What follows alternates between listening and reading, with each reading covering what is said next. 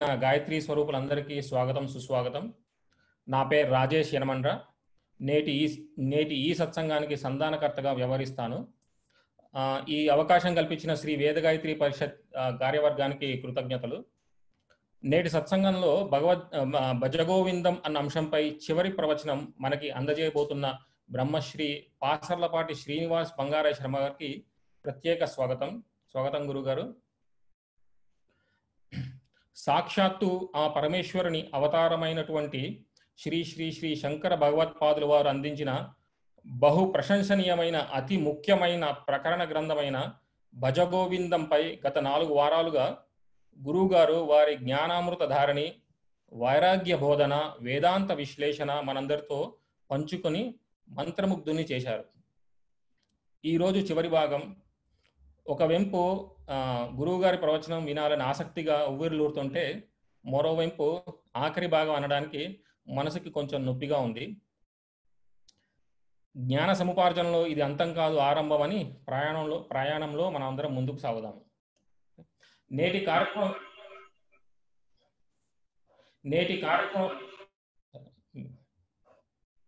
ఎక్కువ వస్తుంది. నేటి కార్యక్రమం వివరాలు ముందుగా కార్యక్రమం మొదలుపెట్టే ముందు కొంచెం వివరాలు తెలుసుకుందాము. మొదటిగా శ్రీమతి డొక్కా రమణి గారు మరియు వారి అమ్మాయి శ్రావ్య నామపారణంతో మొదలు పెడతాము. ఆ తర్వాత గురువు గారి ప్రవచనం, తదుపరి ప్రశ్నోత్తరాలు మరియు కృతజ్ఞతాభినందనలు కార్యక్రమంలో భాగంగా ఉన్నాయి. ముందుగా శ్రీమతి డొక్కా రమణి గారిని వారి అమ్మాయి శ్రావ్యాని నామపారణం చేయవలసిందిగా కోరుతున్నాను.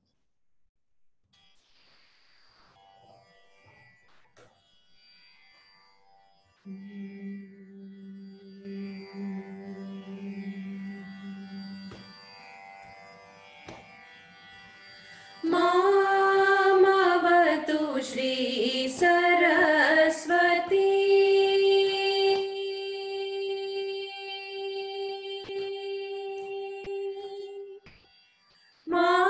मामवतु श्री सरस्वती मामवतु श्री सरस्वती मामवतु श्री सरस्वती कामकोटिपीठ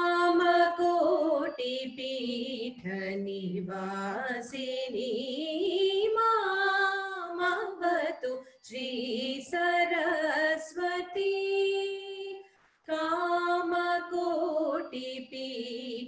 निवासिनी मामवतु श्री सरस्वती कोमलकर सरोज धृत वीणा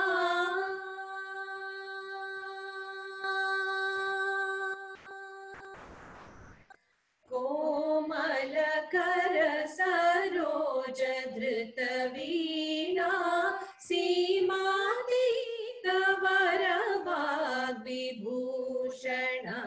मामवतु श्री सरस्वती कोमलकर सरोज धृत वीणा सीमातीत वरवाग्विभूषण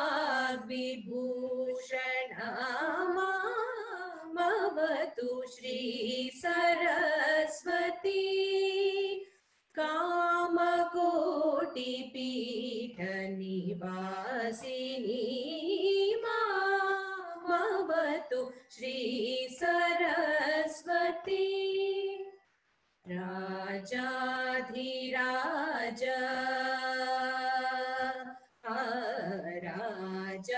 राजाधिराज पूजित चरणा राजीवनयना रमणीय वदना राजाधिराज पूजित चरणा राजीवनयना रमणीय वदना सुजन मनोरथ पूर्ण चतुरा सुजन मनोरथ पूरण चतुरा निजगण शोभित मणिमय हारा अज भव वंदित वासुदेव चरणार्पित सकल वेद सारा मावतु श्री सरस्वती सुजन मनोरथ पूरण चतुरा निजगण शोभित मणिमय हारा अज भव वंदित वासुदेव चरणार्पित सकल वेद सारा मावतु श्री सरस्वती कामकोटि पीठ निवासिनी मावतु श्री सरस्वती मावतु श्री सरस्वती।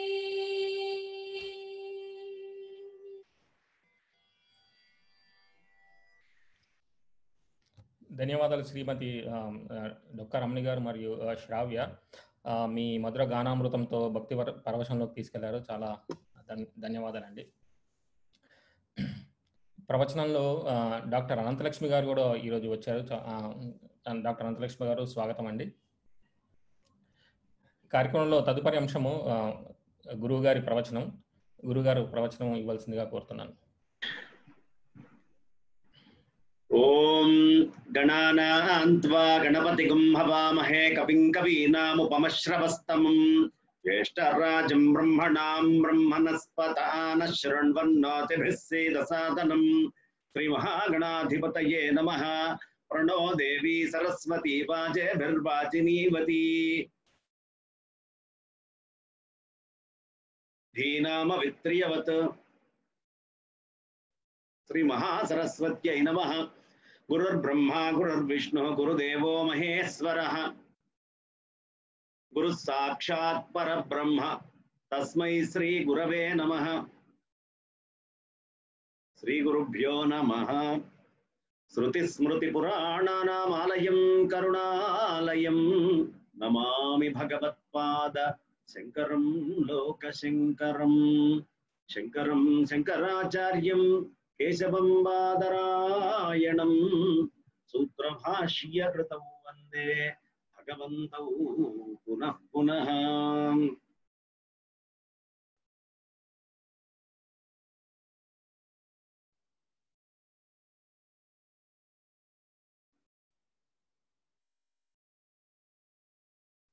యస్య ప్రసాదాదహమేవ విష్ణుః మయ్యేవ సర్వం పరికల్పితం చ ఇత్థం విజానామి సదాత్మరూపం తస్యాంఘ్రియుగ్మం ప్రణతోస్మి నిత్యం.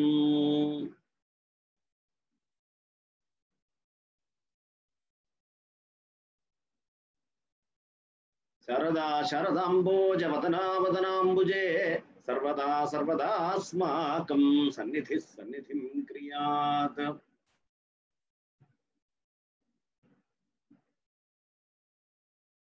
అజ్ఞానాం జాహ్నవీ తీర్థం విద్యాతీర్థం వివేకినాం సర్వేషాం సుఖదం తీర్థం భారతీ తీర్థమాశ్రయే. అవిద్యారణ్యకాంతారే ప్రాణినాం భ్రమతాం సదా విద్యామార్గోపదేష్టారం విద్యారణ్య గురుం భజే.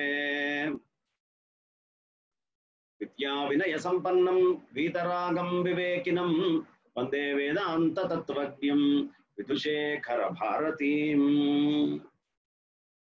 గోవిందేతి సదా స్నానం గోవిందేతి సదా జపం గోవిందేతి సదా ధ్యానం సదా గోవింద సంకీర్తనం. చాలా అద్భుతంగా గానం చేశారు. ఒక రమణీయంగా రమణి గారు పాడారు. శ్రావ్యంగా శ్రావణి గారు చాలా అద్భుతంగా పాడారు. చక్కగా ఉంది. ఒక్కసారి ఈ భజ గోవిందం అనగానే ఆ సరస్వతి అనే పదం వాడారు, వీణ అనే పదం వాడారు. ఎక్కడో అది సరస్వతి అమ్మవారి గురించినటువంటిదేమో అంటే సాక్షాత్తు పీఠాధిపతులైనటువంటి కామకోటి పీఠాధిపతులైనటువంటి సరస్వతి స్వామి వారి మీద అది రాయబడింది. చాలా అద్భుతమైనటువంటి కీర్తన, చక్కటి కీర్తన. అందులో అమ్మవారి యొక్క వీణ గురించినటువంటి ప్రస్తావన కూడా చేస్తూ మామవతు అనే పదం వాడారు. సరే, ఒక్కసారి ముందు అందులో సరస్వతి అనేటటువంటి ప్రయోగము, వీణ అనే ప్రయోగం ఉంది కాబట్టి ఒక్కసారి వీణ గురించి చెప్పుకుందాం. వీణ ఒక పెద్ద బొర్ర, ఒక చిన్న బొర్ర, రెండు బొర్రలు పెట్టి దాని మీద చక్కగా ఇలా ఏర్పాటు చేసి ఆ స్ట్రింగ్స్ అన్ని కూడా, ఆ తంత్రులన్నీ కూడా ఒక ఏర్పరిచి ఉంటాయి. ఎన్ని తంత్రులు ఉన్నాయి అంటే పైన ఒక 4 తంత్రులు ఉంటాయి, కింద సాపాసా అని 3 తంత్రులు ఉంటాయి. వీణ వాయించేటప్పుడు ఎలా అంటే మొట్టమొదట మనం ఈ చూపుడు వేలుతోటి ఇలా అనంగానే సా అని చప్పుడు వస్తుంది. ఇది హకారము, అది సకారము, మధ్యలో నాదము. ఏదైతే పరమహంస తత్వం ఉందో జీవ బ్రహ్మాత్మేక యోగము అని చెప్పుకున్నాం కదా, బ్రహ్మము జీవము ఈ రెండిటితోటి ఆత్మ సంయోగం అన్నాం కదా. వీణని ఇలా మీటటమే ఆ హంస. అంటే శంకరాచార్యుల వారు కానీ దక్షిణామూర్తి గారు కానీ వాళ్ళు ఇక్కడ వేసేటటువంటి ముద్ర ఏదో, వీణను ఒకసారి మీటినా కూడా అదే మీరు చేసేటటువంటిది, ఆ నాదాన్నే ఉద్భవిస్తున్నారు. కాబట్టి అలా అద్భుతమైనటువంటి ఆ వీణా నాదం మనకి చెప్తుంది. అందులో 7 తంత్రులు అని చెప్పుకున్నాం. 7లో ఏమిటవి అంటే మూలాధార, స్వాధిష్టాన, మణిపూర, అనాహత, విశుద్ధ, ఆజ్ఞాది చక్రాల్ని మొత్తాన్ని అది ఒక్కసారి చూపిస్తుంది. ఇది ఎక్కడుందయ్యా వీణ అంటే మన శరీరంలోనే ఉంది, బయట ఎక్కడో లేదు. పెద్ద బొర్ర, చిన్న బొర్ర అని చెప్పుకున్నాం కదా. ఈ పెద్ద బొర్ర ఏదైతే ఉందో మనకి సంబంధించినటువంటి మూలాధారము అనేటటువంటి చక్రం దగ్గర ఉండే మన పృష్ఠ భాగం ఏదైతే ఉందో దాన్ని పెద్ద బొర్రగా చెప్తారు. అక్కడి నుంచి ఇట్లా నాడులు, తంత్రులు ఇట్లా ఇట్లా ఇట్లా వచ్చి ఇక్కడ దాకా, అంటే హయగ్రీవుడు ఇక్కడ దాకా ఉంటాడు అనమాట. ఇట్లా తిరుగుతుంది, తిరిగి హయగ్రీవం వస్తుంది. ఈ భాగం ఏదైతే ఆజ్ఞాచక్రం ఉందో అక్కడ దాకా పాకి వచ్చి అక్కడ జీవ బ్రహ్మాత్మేక యోగాన్ని అంటే మూలాధారం నుంచి ఒక్కొక్క చక్రంలో స్వాధిష్టాన, మణిపూర, అనాహత, విశుద్ధ, ఆజ్ఞాది చక్రాల నుంచి సహస్రారం దగ్గర పూర్తిగా మనకి జీవన్ముక్త స్థితినిచ్చేటటువంటి ఇన్స్ట్రుమెంట్ ఈ ప్రపంచంలో ఏదైనా ఉంది అంటే అది వీణ. అందుకే సరస్వతి అమ్మవారు వీణని పట్టుకొని ఉంటారు. ఈ వీణ కచ్చపి అనేటటువంటి పేరు, అమ్మవారి యొక్క వీణ పేరు కచ్చపి. కచ్చపి అంటే ఆడతాబేలు అని అర్థం. ఈ ఆడతాబేలు ఎక్కడ ఉంటుందయ్యా మనం గనక ఆలోచిస్తే ఆడతాబేలు కొన్ని ప్రత్యేకమైన గుణాలు ఉన్నాయి. అది నీళ్లల్లో ఉన్నా ఎప్పుడైతే గుడ్లు పెట్టాలో, గుడ్లు పెట్టాల్సినప్పుడు మెల్లిగా అది ఒడ్డు మీదకి వచ్చి ఓ దగ్గర తవ్వి అందులో దాని గుడ్లన్నీ పెట్టి దాన్ని మూసేసి అది నీళ్లల్లోకి వెళ్తుంది. అది నీళ్లల్లోకి వెళ్ళిన తర్వాత ఏ క్షణమైతే దాని మనస్సు ఎప్పటిదాకా గుడ్ల మీద ఉంటుందో ఆ గుడ్లు మళ్ళీ పిల్లలు అవుతాయి. కానీ దాని మనస్సు పోయిందనుకోండి, అంటే పొరపాటున తాబేలు నీళ్లలో చచ్చిపోయినా ఏదైనా జరిగినా బయట ఒడ్డు మీద ఉన్న గుడ్డు ఎంతకాలానికి పిల్ల కాదు, అది గుడ్డుగా అట్లా పడి ఉండాల్సిందే. అంటే కేవలం మానసికమైనటువంటి దృష్టి చేత, ఆ మానసిక దృష్టితోటే తన గుడ్లని తనంత స్థాయికి చేసేటటువంటి లక్షణం ఉంది కాబట్టి ఆడతాబేల్ని కచ్చపి అంటారు. ఈ నాదము అనేటటువంటిది కనుక మనం ఒక్కసారి తీసుకొని సరస్వతి అమ్మవారిని ఆశ్రయిస్తే ఆ అమ్మవారి యొక్క దృష్టి మన మీద పడితే మనం సరస్వతి స్వరూపులం అవుతాం. అందుకనే సంగీతం కానీ ఇవేవైనా ఆ అనుగ్రహం ఉండి ఆ ఆత్మతత్వము అనేటటువంటిది లోపల ప్రవేశించినప్పుడు తప్ప అర్థం కావు. సంగీతం అర్థం కావాలంటే మన శరీరం నాదం కావాలి. మన శరీరం నాదం ఎప్పుడవుతుంది? అమ్మవారి యొక్క అనుగ్రహం మన మీద ఉంటే ఈ శరీరము నాదస్వరూపంగా మారుతుంది. కాబట్టి వీణ అనేటటువంటి పదం వచ్చింది కాబట్టి అసలు కేవలం ఈ వీణ మీదే ఇవాళ్ళంతా ఉపన్యాసం కూడా మొత్తము చెప్పుకోవచ్చు ఆగకుండా. అందులో వచ్చేటటువంటి శబ్దాలు ఏమిటి, ఎందుకు, ఒక్కొక్క దాని యొక్క ప్రత్యేకత ఏమిటి, సరస్వతి అమ్మవారి చేతుల్లో ఆ కరాల యందు అద్భుతమైన కరాల్లో వీణని ఎందుకు పెట్టుకొని ఆ వాదాన్ని చూపిస్తోంది. ఆ మొత్తం అసలు మనం ఒక శ్లోకం మీదే చెప్పుకోవచ్చు. యా కుందేందు తుషారహార ధవళ, యా శుభ్ర వస్త్రాన్విత, యా వీణా వరదండ మండితకర, యా శ్వేత పద్మాసన, యా బ్రహ్మాచ్యుత శంకర ప్రభు. ఇక్కడ చూడండి, యా బ్రహ్మాచ్యుత శంకరాది ప్రభృతిభి దేవై సదా పూజిత అన్నారు. అంటే ఏమిటి? మనం ఆలోచిస్తే మూలాధారం దగ్గర గణపతి ఉంటే ఆయన నాదం చేస్తాడు. ముందు అక్కడ నాదము సుబ్రహ్మణ్య స్వామిని బయటకు తీసుకొస్తాడు. సుబ్రహ్మణ్య స్వామియే నాదస్వరూపమైనటువంటి కుండల్ని అక్కడి నుంచి తీస్తే ఆ పైన స్వాధిష్టానం దగ్గరకు వచ్చేటప్పటికి బ్రహ్మదేవుడు యా బ్రహ్మాచ్యుత శంకర ప్రభృతిభి అంటారు. చూడండి, తర్వాత స్వాధిష్టానంలో ఉన్నది ఎవరు? బ్రహ్మ. అందుకే ముందు బ్రహ్మ పేరు తీసుకున్నారు. రెండు మణిపూరకంలో ఉండేది ఎవరు? అచ్యుతుడు, విష్ణుమూర్తి. కాబట్టి వెంటనే విష్ణుమూర్తి కూడా ప్రార్థన చేస్తాడమ్మా నీ యొక్క చైతన్య శక్తి పైకి రావాలని. ఆ తర్వాత శంకర ప్రభృతి, అనాహతంలో శంకరుడు ఉంటాడుగా, శంకరుడు చేస్తాడు. అలాగే జీవుడు చేస్తాడమ్మా. జీవుడేంటి? ఆత్మస్థితి అనేటటువంటి దానికోసం ప్రతి ఒక్క తత్వము ప్రయత్నం చేస్తుంది. మరి బ్రహ్మ విష్ణు మహేశ్వరులు లోపల ఉన్నప్పటికీ మళ్ళీ ఆత్మతత్వము అనే ఈ చక్రం ఎందుకు చెప్పారు అంటే, అంతా నిర్గుణ నిరాకార పరబ్రహ్మ సచ్చిదానంద ఘన చిదానందంలోకే చేరుతుంది అనే విషయాన్ని సుస్పష్టంగా చెప్పడానికి. కాబట్టి ఒక్కసారి ఇవాళ గానం చేస్తూనే సరస్వతి అమ్మవారి మీద చాలా అద్భుతమైన గాత్రంతో ఒక్కసారి మళ్ళీ ఆ అమ్మ యొక్క రసము నా హృదయంలో అట్లా ఊరేట్టుగా పాడినటువంటి ఆ ఇద్దరి యొక్క గానానికి ఒక నమస్కారం చేస్తూ అద్భుతమైన గానం చేశారు అని చెబుతూ, మనము నిన్నటి దాకా చక్కగా అనేక అంశాలు చెప్పుకుంటూ వచ్చాం. శంకరుల యొక్క విషయాలు, ఆ తర్వాత అక్కడి నుంచి మొదలుపెట్టి మెల్లిగా ఒక్కొక్క అడుగు వేసుకుంటూ శిష్యుల యొక్క పద్యాలు కూడా చెప్పుకుంటూ, ఈ జన్మలో దేవుడి దయ వల్ల 2 పిల్లర్ల కాళ్లతోటి మనం ఉన్నాము. ఇది కనుక మనం తప్పుడు పనులు చేస్తూ ఎక్కువ సామాన్లని గనక ఈ మనస్సు లోపల, బుద్ధిలో, చిత్తం లోపల అనవసరమైనవన్నీ పెంచుకుంటూ పోతే పిల్లర్లు ఎక్కువ, రూములు ఎక్కువ అవసరం అవుతాయి. కాబట్టి అట్లా పిల్లర్లు, రూములు అంటే కాళ్ళు, నెంబర్ ఆఫ్ కాళ్ళు పెరుగుతాయి అనమాట. 4, 6, 8 అట్లా పెరిగేటటువంటి జన్మల్ని పొందకుండా చక్కగా ఈ 2 కాళ్లతోటే ఇక కాళ్ళు అనేటటువంటిది లేని శాశ్వత బ్రహ్మానంద స్థితికి చేరాలి అనేటటువంటి అంశాన్ని నిన్న ప్రస్తావించుకున్నాము. అందుకనే బహూనాం జన్మనాం అంతే, అనేక జన్మలు ఎత్తిన తర్వాత కానీ ఆ చివరి దశలో తప్ప జ్ఞానవాన్ మాం ప్రపద్యతే, జ్ఞానులైనటువంటి వాళ్ళు నన్ను తెలుసుకుంటారయ్యా. ఎందుకయ్యా? ఎలా తెలుసుకుంటారు? వాసుదేవ సర్వమితి, అంతా వాసుదేవ మయము అనేటటువంటి విషయాన్ని తెలుసుకొని సమహాత్మ సుదుర్లభ, అలాంటి తెలుసుకున్నటువంటి మహాత్ములు చాలా తక్కువ మంది ఉంటారు అని సాక్షాత్ కృష్ణ పరమాత్మే చెప్పాడు. ఎన్నో జన్మలెత్తితే తప్ప వాసుదేవ సర్వమితి అనేటటువంటి స్థితికి మనం చేరము. వాసుదేవ సర్వమితి అనే స్థితికి మనం చేరుకోవాలి అంటే ఒక్కసారి మనం మనస పరిపూర్ణంగా ఆ ఆత్మస్థితిని తీసుకొచ్చి లోపల పెట్టుకోవాలి. సర్వవ్యాపకమైనటువంటి పరమాత్మని మనం దర్శించగలగాలి. వాసుదేవ సర్వమితి, అంతటా వాసుదేవుడు తప్ప ఇంకొకటి లేదు. సర్వం వసతీతి వాసుదేవ, అంతటా ఉండేటటువంటి వాడు వాసుదేవుడు అనే విషయాన్ని తెలుసుకోవాలి. ఇది ఎన్నో జన్మలు ఎత్తిన తర్వాత కానీ బహునాం జన్మనామంతే అని చెప్పారు. అందుకనే కాబట్టి అలాంటి అవకాశం దొరకదు.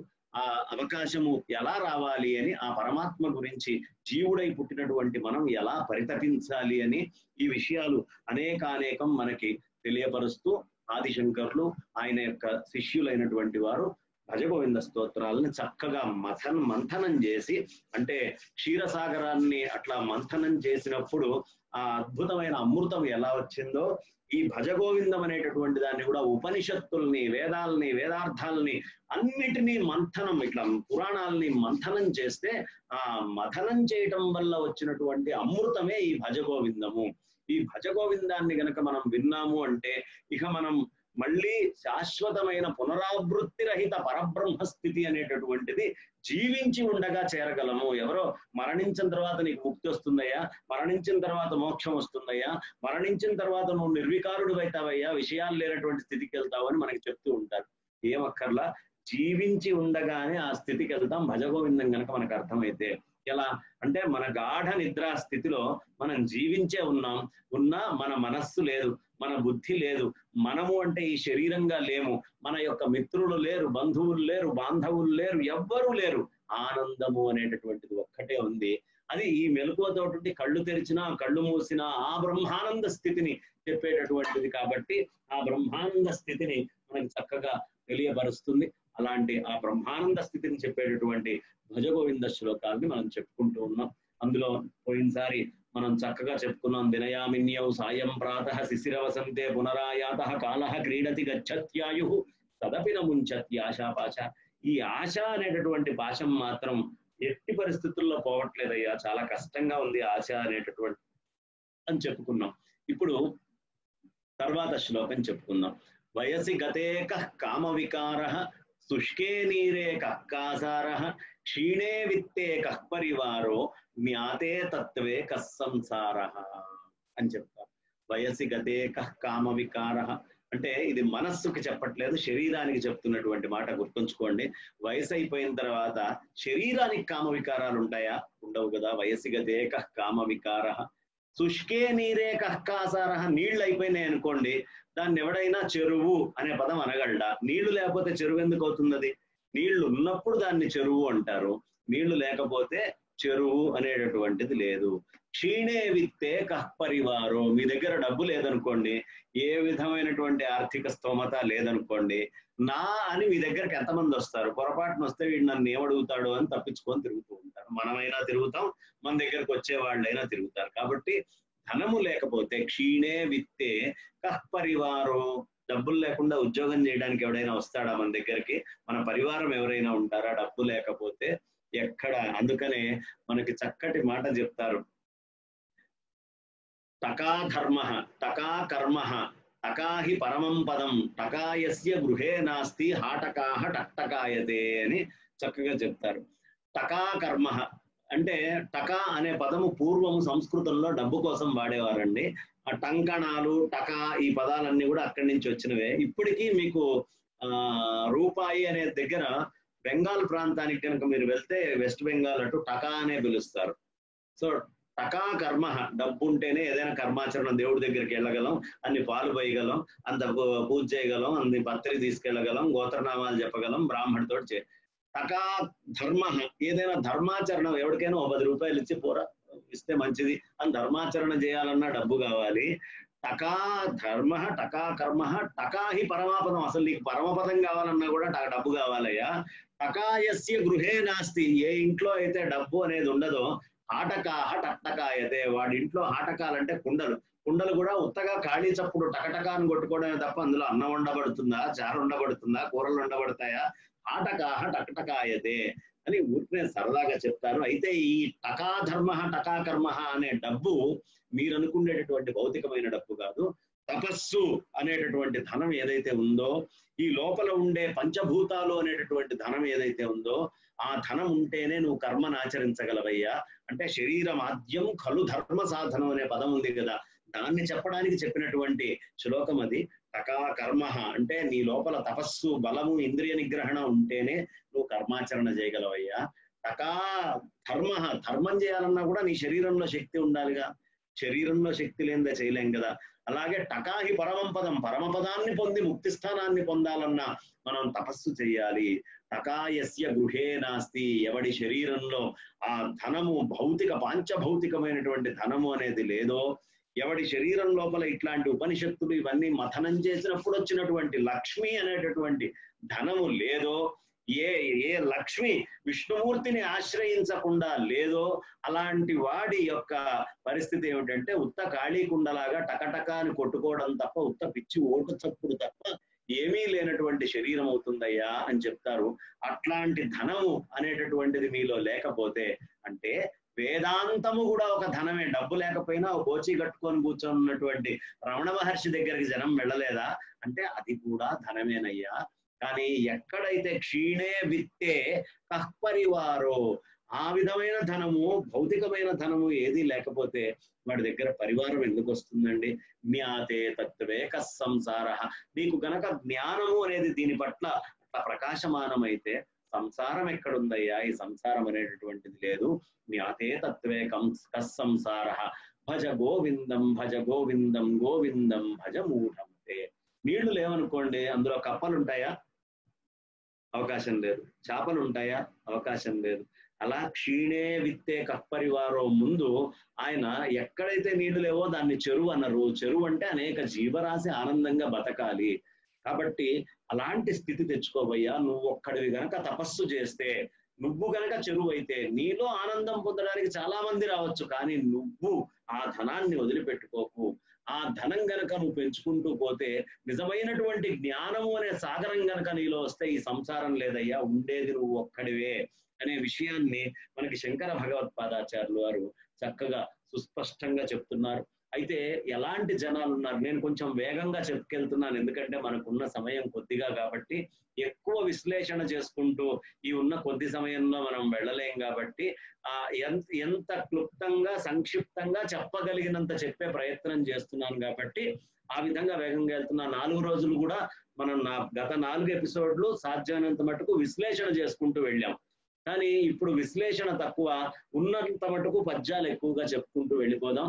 జటిలో ముండి లుంఠిత కేశ కాషాయాంబర బహుకృత వేష పశ్యన్నపి చ అపశ్యతి మూఢో ఉదర నిమిత్తో బహుకృత వేష అని చెప్తారు.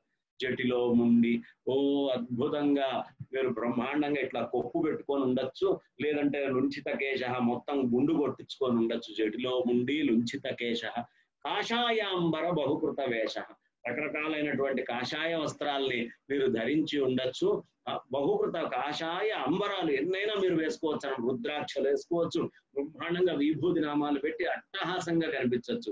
కాషాయాంబర బహుకృత వేష పశ్యన్నపిచ, నిజమైనటువంటి యోగ్యుడైన వాడు ఎవడుంటాడో వాడికి అది ఎప్పుడూ పనికొస్తుందయ్యా. అపశ్యతి మూఢుడైన వాడు, లోపల నుంచే జ్ఞానం లేనివాడు, వాడి లాంటివి ఎన్ని వేసుకున్నా వృధా. అపశ్యతి మూఢో ఉదర నిమిత్తో బహుకృత వేష, కడుపు నింపుకోవడానికి వేసేటటువంటి వేషాలలో, అంటే వాడు అన్నం తింటానికి ఏదో వేషం వేయాలి. మీకు సినిమాల్లో నటించేటటువంటి వాడు వాడికి యోగ్యమైనటువంటి వేషాలు వాడు వేస్తూ ఉంటాడు. అలాగే ఆ వేషాలలో భాగంగా ఇదొక వేషం నీ శరీరం మీద ఉంటుంది, కానీ నీకు ఎప్పటిదాకా హృదయము లోపల ఆత్మ స్థితమై ఉండదో, ఆ పరమాత్మ వచ్చి కూర్చొని ఉండడో, అప్పటిదాకా కూడా నువ్వు ఎన్ని వేషాలు వేసినా, గుండు కొట్టించుకున్నా, జుట్టు జడలుగా గట్టి ముడేసుకున్నా, కాషాయాంబర బహుకృత వేష, రకరకాల కొంతమంది ఇంతింత పూసలు వేస్తారు, ఇంతింత పూసల దండలు వేసి బ్రహ్మాండంగా దట్టంగా అట్లా కూర్చొని రకరకాలుగా చెప్తుంటారు. నాకు ఆశ్చర్యం వేస్తుంది. ఒక ఆయన ఓ రోజు ఉపన్యాసం చెప్తూ గుర్రం గుగ్గిళ్ళు తింటుంది అని ఉపన్యాసం చెప్తున్నాడు. గుర్రం గుగ్గిళ్ళు తింటుందంటానికి అన్ని వేషాలు వేస్తూ ముందర కొంగి వెనక్కి కొంగి కళ్ళు మూసుకొని లేని ధ్యానాలన్నీ చేయించి కాషాయాంబర బహుకృత వేష పశ్యన్నపిచ, యోగ్యుడైన వాళ్ళకి, ఇప్పుడు శృంగేరి జగద్గురువుల దగ్గరికి వెళ్తాం, ఇందాకే మనకి కంచి పరమాచార్యుల వారి గురించి అద్భుతంగా పాడారు రమణి గారు వాళ్ళు. అలాంటి వాళ్ళ దగ్గరికి వెళ్తే పశ్యన్నపిచ, అవి నిజంగా పశ్యమైనటువంటిది. అపశ్యతి మూఢుడైన వాడికి మాత్రం అవి కేవలం ఉదర నిమిత్తో బహుకృత వేష అనే చెప్పాలి తప్ప వాటి వల్ల ఏ విధమైనటువంటి ప్రయోజనం లేదయ్యా అని చెబుతూ చక్కగా భజ గోవిందం, మీరు ఇన్ని రకాలు, ఇప్పుడు ఈ శంకరాచార్యుల వారు ఆయన యొక్క భజ గోవింద శ్లోకాల్లో ఆయన శిష్యులతో సహా తెలియపరిచేటటువంటి విషయాలన్నీ లోకంలో మనం ఇవాళ చూస్తున్నాం. ఇదంతా ఎప్పుడో 1200 సంవత్సరాల క్రితం జరిగినటువంటి ప్రతి అంశాన్ని మనం సుస్పష్టంగా కంటి ముందు ఈ రోజు దర్శిస్తూ ఉన్నాం. దీంట్లో అనుమానం ఏమీ లేదు. కాబట్టి ప్రపంచాన్ని బాగా ఆయన అవపోసన బట్టి మనకి ఇలా అందించారు. ఇదే నాయన నువ్వు ఎంత కష్టపడ్డా ప్రపంచం అనేది ఇంతకు మించి ఇంకొకటి లేదు అనే విషయాన్ని సుస్పష్టంగా చెప్తున్నారు. ఇన్ని చెప్పినా నువ్వు గోవిందుడినే తలుచుకో, తుదిశ్వాస వచ్చేటప్పుడు వదిలేటప్పుడు గోవిందుడు తప్ప నిన్నెవ్వడు కాపాడలేడయ్యా. నిన్ను భార్య, పిల్లలు, భర్త, బంధువులు, మిత్రులు ఎవరు కాపాడలేరు. సంసారంలో ఉంటూ నీ ధర్మాల్ని నువ్వు ఆచరించాలి, కానీ అంటకుండా తుదిశ్వాస వదిలేనటువంటి నాడు కాపాడేటటువంటి వాడు గోవిందుడు ఒక్కడే అనే విషయాన్ని మర్చిపోకుండా దాన్ని ఎప్పుడు లోపల ఉంచుకోవాలి. అందుకనే బహూనాం జన్మనామంతే అనే ప్రయోగం చేశారు ఆదిశంకర మన కృష్ణ పరమాత్మ వారు. కాబట్టి ఈ ఆశ అనే దాన్ని మాత్రం మనం వదిలిపెట్టలేకపోతున్నాం. ఇన్ని చెప్పుకుంటున్నాం కదా వేదాంత విషయాలు, ఇన్ని చెప్పుకున్నా అయిపోయి మళ్ళీ మనం పక్కకి వెళ్ళంగానే ఆశ అనేటటువంటిది మనల్ని ఆశ్రయిస్తూనే ఉంటుంది. ఆశ చాలా ఇదైంది. అంగం గళితం, మనకి శరీరం మొత్తము కూడా బాగా అవయవాలన్నీ కూడా సౌష్ఠవం తగ్గిపోయినాయి. ఫలితం ఉండం, మీకు చక్కగా ఈ వెంట్రుకలు తెల్లగా అయిపోయినాయి, పళ్ళన్నీ రాలిపోతున్నాయి. దశన విహీనం జాతుం తుండం వృద్ధో యాతి గృహీత్వా దండం, వృద్ధాప్యం వచ్చి చేతిలో దండం పట్టుకొని ఇట్టా పట్టుకొని ఊగుతూ కళ్ళ దూది పింజల్లాగా పైన ఉన్నటువంటి కనుబొమ్మలు తయారై ఆ కళ్ళు రెండు కొట్టుకొని ముందర తిరిగేటప్పుడు కూడా, దండం చేతిలో పట్టుకున్నప్పుడు కూడా ఆశ అనేటటువంటి పిండం నుంచి నువ్వు బయటికి రావట్లేదు. అంగం గళితం ఫలితం ముండం దశన విహీనం జాతం తుండం వృద్ధో యాతి గృహీత్వా దండం తదపి నముంచత్యాశాపిండం. ఆ దశలో కూడా ఆశ అనేటటువంటి దాన్ని మాత్రం మనం వదిలిపెట్టట్లేదు. ఈ ఆశ అనేటటువంటిది ఉంటే తప్పేంటండి అని మీరు అడగచ్చు. కానీ ఒక్క ఆశ మనల్ని ఎంత మందితోటి రుణగ్రస్తుల్ని చేస్తుంది తెలుసా అండి? చాలా మందితోటి మనం రుణగ్రస్తులం అవుతాం. టీ తాగాలి, ఇది పెద్ద ఆశ. చిన్నదా? ఈ కోరిక చిన్నదా పెద్దదా? చాలా చిన్నది. టీ తాగాలి అనేటటువంటి కోరిక చాలా చాలా చిన్న కోరిక. కానీ ఒక్కసారి మీరు ఆలోచించండి, టీ తాగాలంటే మనకేం కావాలి? ఒక టీ పొడి కావాలి. ఈ టీ పొడి షాపు నుంచి తేవాలి. షాపులోకి ఎక్కడ రావాలి? ఒక మార్కెటింగ్ చేసేవాడు తేవాలి. మార్కెటింగ్ చేసేవాడు ఎక్కడికి వెళ్ళాలి? ఎక్కడైనా అవుట్లెట్ ఫామ్ లోకి వెళ్ళాలి. ఆ ఫామ్ లో వాళ్ళు ఏం చేయాలి? అక్కడ ఉండేటటువంటి పని వాళ్ళు దాన్ని రకరకాలుగా పెంచి పెద్దది చేసి అతి కష్టం మీద దాన్ని మొత్తం కోసి తీసి దాన్ని మొత్తం ప్రాసెస్ చేసి తయారు చేసి, అంటే మీ టీ పొడి అనే దాంట్లో ఎంతమంది కర్మ వెనకాల ఉందో చూడండి. ఎంతమంది పని చేస్తే ఒక చెంచాడు టీ పొడి మీ దగ్గరికి ఇంట్లోకి వచ్చిందో మీరు గుర్తించండి. అయిపోయిందా? టీ పొడి తోటి కాలేదు. పాలు కావాలి. పాలు కావాలి అంటే ఖచ్చితంగా పాలు పోసేవాడు కావాలి. పాలు పోసేవాడు ఎక్కడి నుంచి పాలు తేవాలి? పాలు పితికి ఆవు దగ్గర నుంచి తేవాలి. ఆవుకి పాలు కావాలి అంటే ఏం కావాలి? గడ్డి పెట్టాలి. ఆ గడ్డి ఎక్కడి నుంచి ఇచ్చేయాలి అంటే మళ్ళీ వెనకాల గడ్డి పెంచడం నుంచి ప్రకృతి అన్నీ చూడండి. ఆధ్యాత్మిక, ఆది భౌతిక, ఆది దైవికాలని 3 రకాలుగా ఉంటాయి. ఆధ్యాత్మికము, ఆది దైవికము, ఆది భౌతికము. వర్షం పడలేదు అనుకోండి, గడ్డి లేదు. గడ్డి లేకపోతే పాలు లేవు. అంటే దైవముతోటి సంబంధం ఉంటుంది, భౌతికముతోటి సంబంధం ఉంటుంది, మీ యొక్క స్వీయ ఆత్మోద్ధరణ మీ లోపల నీ దాంతో కూడా సంబంధం ఉంటుంది. ప్రతి కర్మకి ఈ 3 మనల్ని వెనకాల చూస్తూనే ఉన్నారు. దీంట్లో అనుమానం ఏం లేదు. ఆధ్యాత్మిక, ఆది దైవిక, ఆది భౌతిక తాపాలు 3 ప్రధానంగా మన వెంట పడుతూనే ఉన్నాయి. కాబట్టి అది కాస్త పాలు కావాలి అంటే ఇంతమంది వెనకాల పనిచేస్తే తప్ప పాలు రావట్లేదు. పోనీ బుక్కెడు పాలే అవి. పంచదార కావాలి. పంచదార కావాలంటే మళ్ళీ వెనక్కి వెళ్ళాలి. ఆ వెనకాల తెచ్చి పంచదార తెచ్చేవాడి దగ్గర నుంచి, చెరుకు దగ్గర నుంచి పండించి చెరుకు అంతా తయారయ్యేదాకా మనం వెళ్ళి చూస్తే మళ్ళీ అక్కడ వర్షం పడాలి. ఆధ్యాత్మిక, ఆది దైవిక, ఆది భౌతికాలు, భగవంతుడు అనుగ్రహం ఉండాలి, పంట పండాలి, అది సక్రమంగా కోయబడాలి, ప్రాపర్ గా ప్రాసెస్ కావాలి, మా ఆది భౌతికంగా మొత్తం అన్ని వైపులా చేరాలి. మళ్ళా మన దగ్గరకు వచ్చి మనం దాన్ని తీసుకోవాలి. ఒక్క టీ తాగాలనేటటువంటి కోరికలోనే ఇంతమందికి అయ్యి మళ్ళీ పెట్టేవాళ్ళు కావాలి. ఆ పెట్టేటటువంటి వాళ్ళ యొక్క శ్రమ, ఇంతమంది కర్మ మనం తీసుకుంటే తప్ప ఒక చిన్న టీ తాగటము అనేది మన వల్ల కావట్లేదే.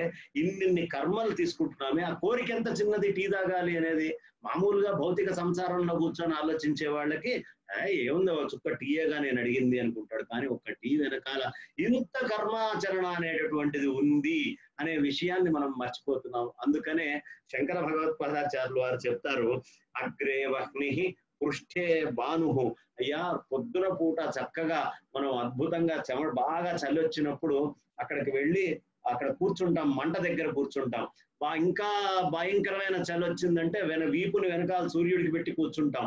ఇంకా రాత్రిపూట చీకటి వచ్చిందంటే ఈ 2 మోకాళ్ళు తీసుకొని వెళ్ళి మనం ఖచ్చితంగా దీనికి ఏది చుబుక సమర్పిత జానుహు, గడ్డానికి తీసుకెళ్లి మోకాళ్ళు బిగించి మరీ పడుకుంటాం రాత్రిపూట చలి గనక పెరిగింది అంటే. కానీ ఇన్ని పనులు చేస్తున్నప్పటికీ, ఈ విధంగా నువ్వు జీవిస్తున్నప్పటికీ ఆశ అనేటటువంటిది మాత్రం నీలోంచి పోవట్లేదయ్యా. ఆ ఆశ అనేటటువంటి దాన్ని నువ్వు పక్కకి ఎప్పుడు తప్పించగలవయ్యా అంటే గోవిందుడిని తలుచుకో, గోవిందుడు ఏంటో తెలుసుకో, అంతటా ఉన్నది గోవిందుడే అనే విషయాన్ని తెలుసుకున్న తర్వాత అప్పుడు నీ చేతిలోకి ఏది వస్తుందో దాన్ని గోవింద స్వరూపంగా చూడు. నువ్వు తాగుతున్న టీని కానీ, నీకు ఇస్తున్నటువంటి స్త్రీని కానీ, నీకు దీనికి మూలమైనటువంటి మొత్తం కర్మ పదార్థాలన్నిటినీ కూడా నువ్వు ఏనాడు గోవిందుడిగా గుర్తించావో, నిన్ను నువ్వు గోవిందుడిగా గుర్తించావో, ఇప్పుడు కర్మను ఆచరించేది నువ్వు కాదు, నైష్కర్మ్య సిద్ధాంతంలో ఉంటావు. అంటే అక్కడ పని మొదలైన దగ్గర నుంచి ఇక్కడ తాగేటటువంటి పని, తర్వాత పని కూడా మొత్తము ఆత్మస్వరూపంగా ఏ క్షణం అయితే నువ్వు భావించావో, ఇప్పుడు నువ్వు ఎవరికి కర్మలో బద్ధుడివి కాలేదుగా, ఎవడి కర్మని నువ్వు తీసుకోవట్లేదు కదా. కాబట్టి అంతా విష్ణుమయంగా భావించు, విష్ణువే అంతటా ఉన్నాడు అనే విషయాన్ని తెలుసుకో. తింటున్నది, తినబడేది, ఆ తింటున్నటువంటి వాడు, ముగ్గురు ఎవరైతే ఉన్నారో ఈ 3 ఒకటే అయినటువంటి విష్ణువు. అందుకని అన్నం బ్రహ్మ, అహంచ బ్రహ్మ, భోక్తాచ బ్రహ్మ అని శ్రాద్ధ మంత్రాల్లో చెప్తారు. చెప్పేటప్పుడు సర్వం విష్ణుమయం, విష్ణు అంటే మరణించినటువంటి పెద్దలకి శ్రాద్ధాదులు పెట్టేటప్పుడు అక్కడ గుర్తించరా, వాడు విష్ణువు, నువ్వు విష్ణువు, పెడుతున్నది విష్ణువు తప్ప ఇంకొక వస్తువు లేనే లేదు, అంతా సర్వం విష్ణుమయం జగత్ అని స్పష్టంగా మనకి చెప్తారు. కాబట్టి అంతా విష్ణు స్వరూపంగా ఎవడు భావించుకోగలుగుతాడో వాసుదేవ సర్వమితి ఎంత చక్కగా అనాయాసంగా మనకి తెలియపరుస్తున్నారు. వాసుదేవ సర్వమితి, అంతటా ఉన్నది వాసుదేవుడే అనే సత్యాన్ని నువ్వు ఎప్పుడు తెలుసుకుంటావో స మహాత్మ సుదుర్లభ, వాడు మహా ఆత్మ అంటే ఎవడు పరమాత్మ. ఆ పరమాత్మ స్వరూపుడైనటువంటి వాళ్ళు చాలా దుర్లభం కొద్దీ దొరుకుతారు. కాబట్టి అలాంటి స్థితికి మనం అందరము వెళ్ళాలి అని ఎంత చక్కగా శంకర భగవత్పాదాచార్యులు వారు మనకి తెలియపరుస్తున్నారో చూడండి. ఒక్కటి కాదండి, ఆదిశంకర్లని ఆశ్రయిస్తే అత్యంత కష్టమైనటువంటి విషయాల్ని అనాయాసంగా అరటిపండు ఒలిచిపెట్టినట్టుగా మనందరికీ ఆయన అందిస్తారు. కాబట్టి నువ్వేం చెయ్యాలయ్యా, కురుతే గంగా సాగర గమనం. మీరు ఏదో బయటికి వెళ్ళిపోయి నేను గంగలో స్నానం చేశానండి, ఈ గంగా స్నానం చేసిన వాడిని నేను అని చెప్తావు. అస్తుల్లోంచి పాపాలు పోతాయి. నీ లోపల ఉండేటటువంటి ఆ పాపము పోవడం వల్ల కొంత పుణ్యం వస్తుంది నీకు గంగా స్నానం చేయడం వల్ల. వ్రత పరిపాలన, మతవా దానం, వ్రతాలు చెయ్యండి, దానాలు చెయ్యండి, వీటి వల్ల పుణ్యం వస్తుంది.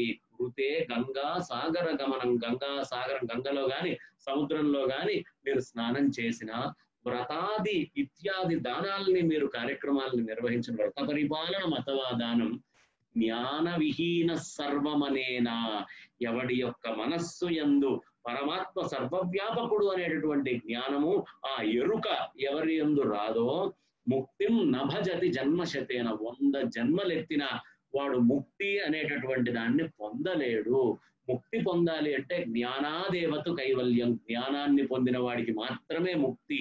మిగతా పుణ్య కార్యక్రమాలను ఆచరించారు. ఏమంటే నేను ఈ యజ్ఞం చేశానండి, ఆ యాగం చేశానండి, లేదు ఇంకొక కార్యక్రమం చేశానండి, ఇవన్నీ చేసినవి బాగున్నాయ్యా, ఇవన్నీ పుణ్యాన్ని మాత్రమే నీకు ఇస్తాయి, పుణ్యాన్ని ఆర్జించుకోవడానికి మాత్రమే ఇవి పనిచేస్తాయి తప్ప నీకు శాశ్వతమైన ముక్తి పథాన్ని నీ కర్మాచరణ ఏది ఇవ్వదు. నువ్వు గంగాసాగర గమనం చేసినా, వ్రత పరిపాలనాదులు చేసినా కూడా ఎప్పటికీ రాదు.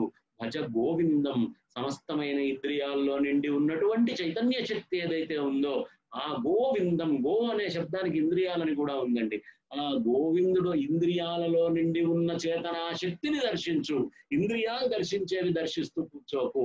నీకు ఇష్టం ఉన్నా లేకపోయినా అహంగ్రహోపాసన అని మీ యొక్క నాలుక మంచి రుచిని చెడు రుచిని రెండింటిని తీసుకుంటుంది. మీ చెవులు మంచి శబ్దాన్ని దుశ్శబ్దాన్ని తీసుకుంటాయి. నీ కళ్ళు మంచి దృశ్యాన్ని చెడు దృశ్యాన్ని తీసుకుంటాయి. నీ ముక్కు మంచి వాసనని చెడు వాసనని తీసుకుంటుంది. నీ చర్మం మంచి స్పర్శని, అంటే బాగా కాల్చి పెట్టినా పాత పెట్టినా మామూలుగా ఎవడైనా సున్నితంగా ముట్టుకున్నా రెండింటిని తీసుకుంటుంది. ఈ విషయం నువ్వు గుర్తుంచుకోవయ్యా.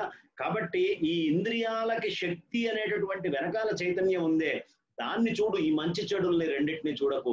అందుకే శీతోష్ణాది సుఖ దుఃఖముల యందును మాన అవమానముల యందును అనే ప్రయోగాలు మనకి కృష్ణ పరమాత్మ చేస్తారు. కారణం ఏమిటయ్యా అంటే ఈ శీత ఉష్ణ ఇవన్నీ కూడా భౌతికమైనటువంటివి. మూలమైనటువంటి ఆ చైతన్యం దగ్గరికి కనుక నువ్వు వెళ్తే భౌతికమైనటువంటి శీతోష్ణ సుఖ దుఃఖాదులు అనేటటువంటివి, మానవమానాలు అనేటటువంటి వాటిని దాటిపోతావు. కాబట్టి నువ్వు ఎప్పుడు చేయాల్సినటువంటి పనేమిటి అంటే నీ లోపల నుంచి నువ్వు ఎప్పుడు శుద్ధమైనటువంటి ఆ పరబ్రహ్మ వస్తువుని వదిలిపెట్టకు. అంతటా ఆత్మస్వరూప దర్శనం చెయ్యి.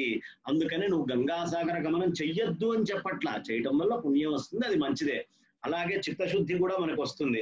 కర్మాచరణ చెయ్యండి, యజ్ఞ యాగాదులు అన్ని చెయ్యండి, చెయ్యొద్దని చెప్పట్లా. చేయడం వల్ల చిత్తశుద్ధి వస్తుంది, పుణ్యం వస్తుంది. కానీ ఇవి మోక్షానికి మూలం కాదు. మోక్షం కావాలి అంటే జ్ఞానం రావాలి. జ్ఞానం వస్తేనే మోక్షం అనేది వస్తుంది. జ్ఞానాద్ ఏవత్ కైవల్యం, జ్ఞానాదేవత కైవల్యం అని మనకి పెద్దలు ఎందుకు చెప్పారు? ఇందుకోసమే చెప్పారు. కాబట్టి జ్ఞానాన్ని నువ్వు సంపార్జించుకోవయ్యా అని చెబుతూ సురమందిరతరు మూల నివాస శయ్యా భూతల మజనం వాస. మీరు చక్కగా దేవుడి గుడి దగ్గర ఉండేటటువంటి చెట్ల కింద పడుకోండి, లేదు భూమి మీద పడుకోండి, లేకపోతే మీ దగ్గర ఉండే కృష్ణాజినము మిగతావి దర్భలు వాటి మీద పడుకోండి. ఏమైనా మీరు చెయ్యండి. ఏం చేసినప్పటికీ మీ లోపల ఆశ అనేటటువంటి దాన్ని మాత్రం వదిలిపెట్టద్దు. ఆ ఆశ అనేటటువంటి దాన్ని ఎప్పుడు మీరు దాన్ని వదిలిపెడతారో, ఆ ఆశ అనేటటువంటిది వదిలిపెట్టాలనే ఆశని మాత్రం మీరు ఎప్పుడు వదిలిపెట్టద్దు.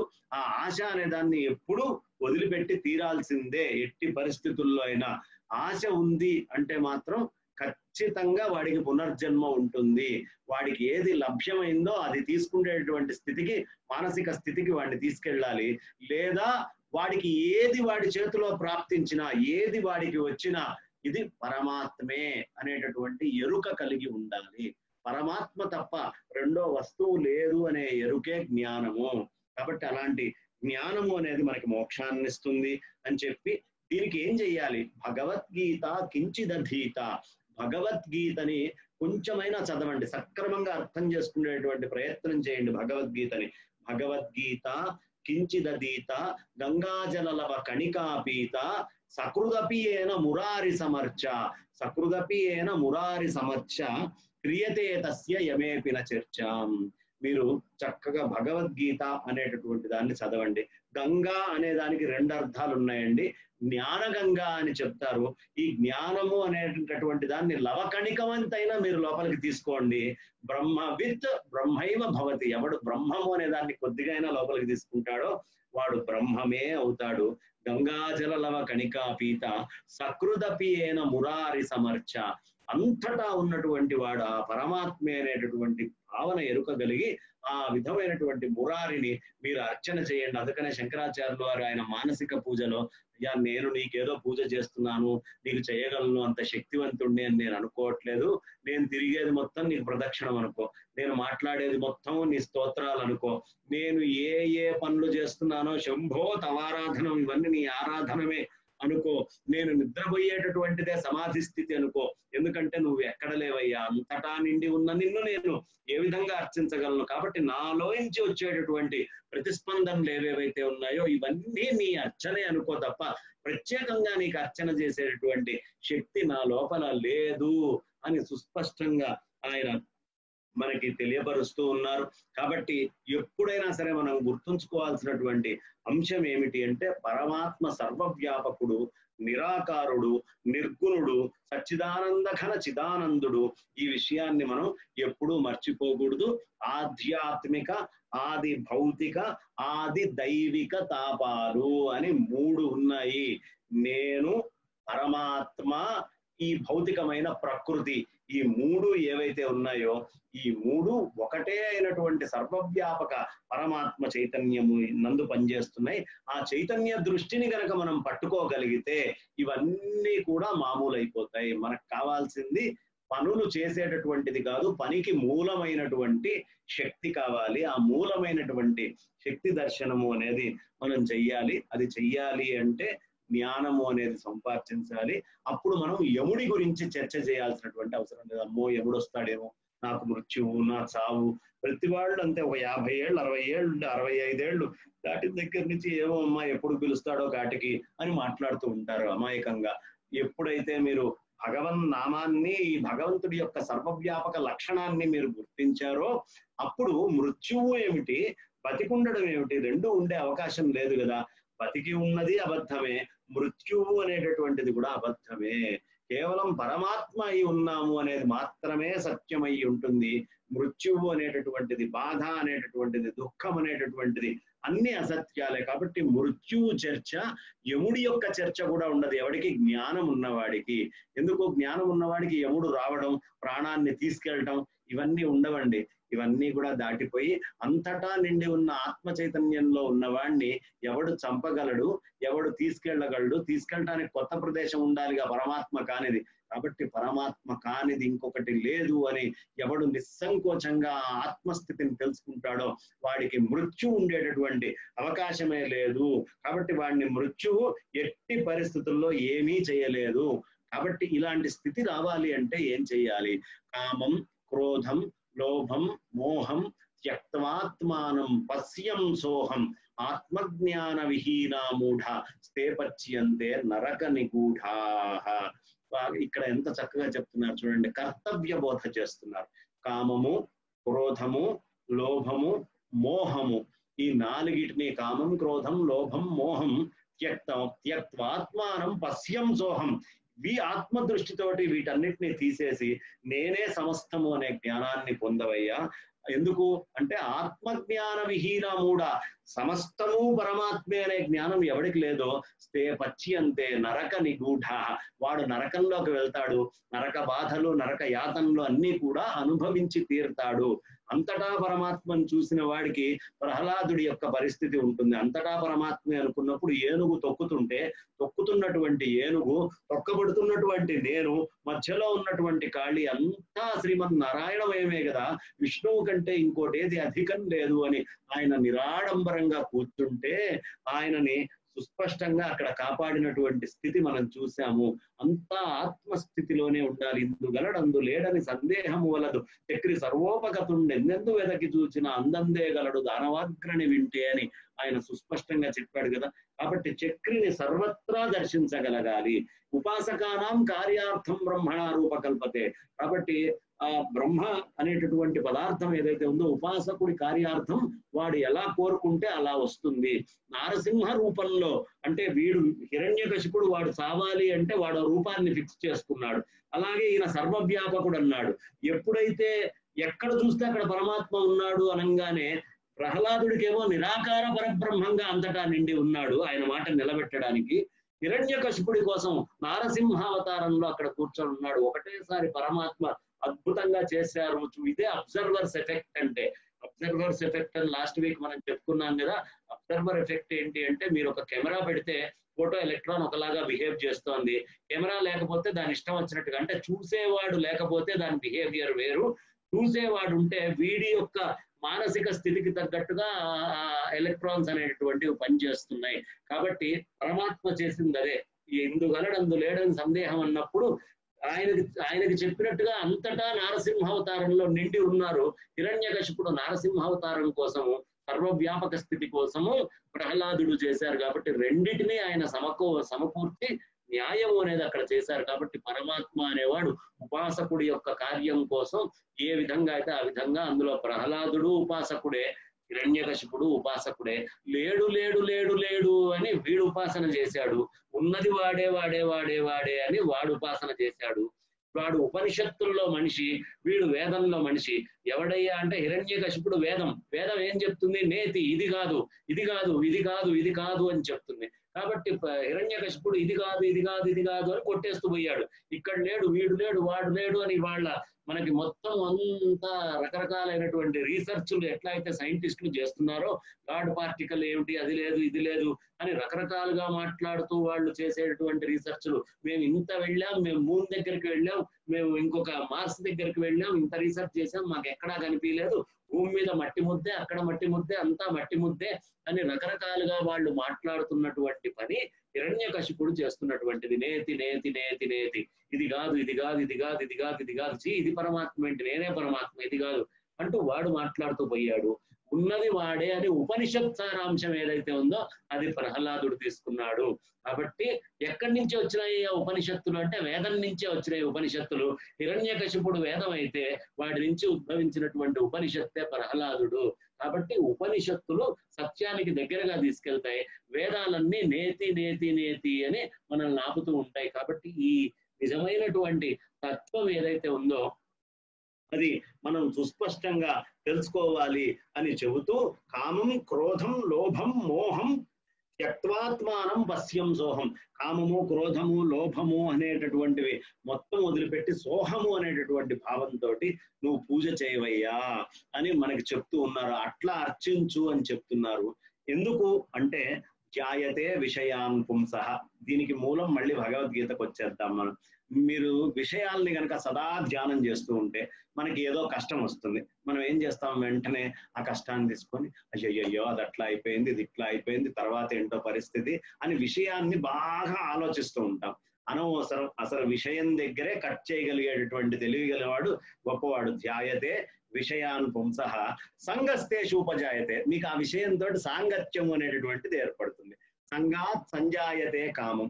ఎప్పుడైతే మీకు సాంగత్యం ఏర్పడ్డదో, ఇప్పుడు ఫస్ట్ టీ తాగాలి అనేటటువంటి సాంగత్యం ఆ విషయంతో వెళ్ళిపోయాం. ఇప్పుడు ఏమిటి నెక్స్ట్ మీకు కావాల్సింది? టీ ఆ టైంకి దొరకకపోతే మీకు ఇరిటేషన్ వచ్చేస్తుంది. ఉదయాన్నే నేను 7ంటికి లేవగానే టీ తాగుతాను, లేకపోతే నాకు టీ దొరకలేదు అని మనం ఆలోచిస్తూ ఉంటాం. ఇక్కడి నుంచి శ్రీశైలం మనం గుడికి వెళ్ళినా మొట్టమొదట దిగంగానే టీ కొట్టు ఎక్కడుందో చూస్తాం, కానీ ధూళి దర్శనం పరమేశ్వరుణ్ణి చేయాలని కూడా చూడం. ఇంద్రియాలు అంత బలహీనంగా మనల్ని తయారు చేస్తాయి.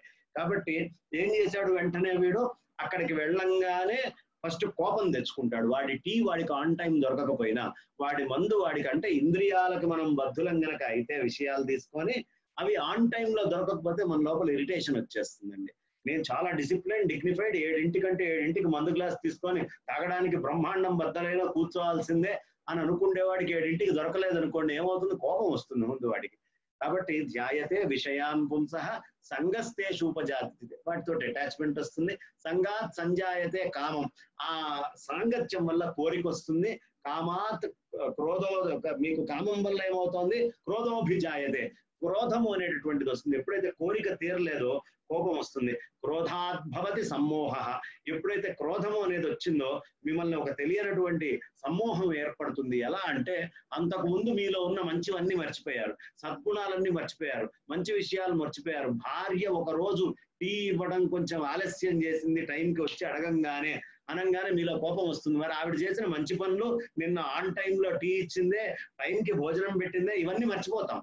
క్రోధాత్ భవతి సమ్మోహ. సమ్మోహాత్ బుద్ధినాశ, స్మృతి భ్రంశో. స్మృతి అనేటటువంటిది పోతుంది, పాత మంచి విషయాలన్నీ పోతాయి. స్మృతి భ్రంశాత్ బుద్ధినాశ. ఎప్పుడైతే స్మృతి పోయిందో వాడి బుద్ధి నాశనం అవుతుంది.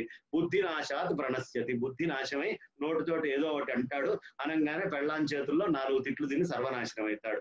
కాబట్టి బుద్ధినాశాత్ ప్రణశ్యతి.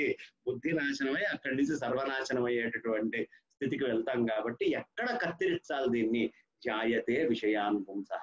విషయముగా దాన్ని ధ్యానం చేయకుండా ఆ విషయాన్ని పరమాత్మగా మీరు మార్చుకున్నారనుకోండి, ఇప్పుడు పరమాత్మగా మీరు మార్చుకోగానే ఈ మిగతా లక్షణాలన్నీ కట్ ఆఫ్ అయిపోయినాయి. కానీ అక్కడ పరమాత్మగా మీరు చూసుకోకపోతే కామము, క్రోధము, లోభము, మోహము అనేటటువంటివి మీలో వస్తాయి.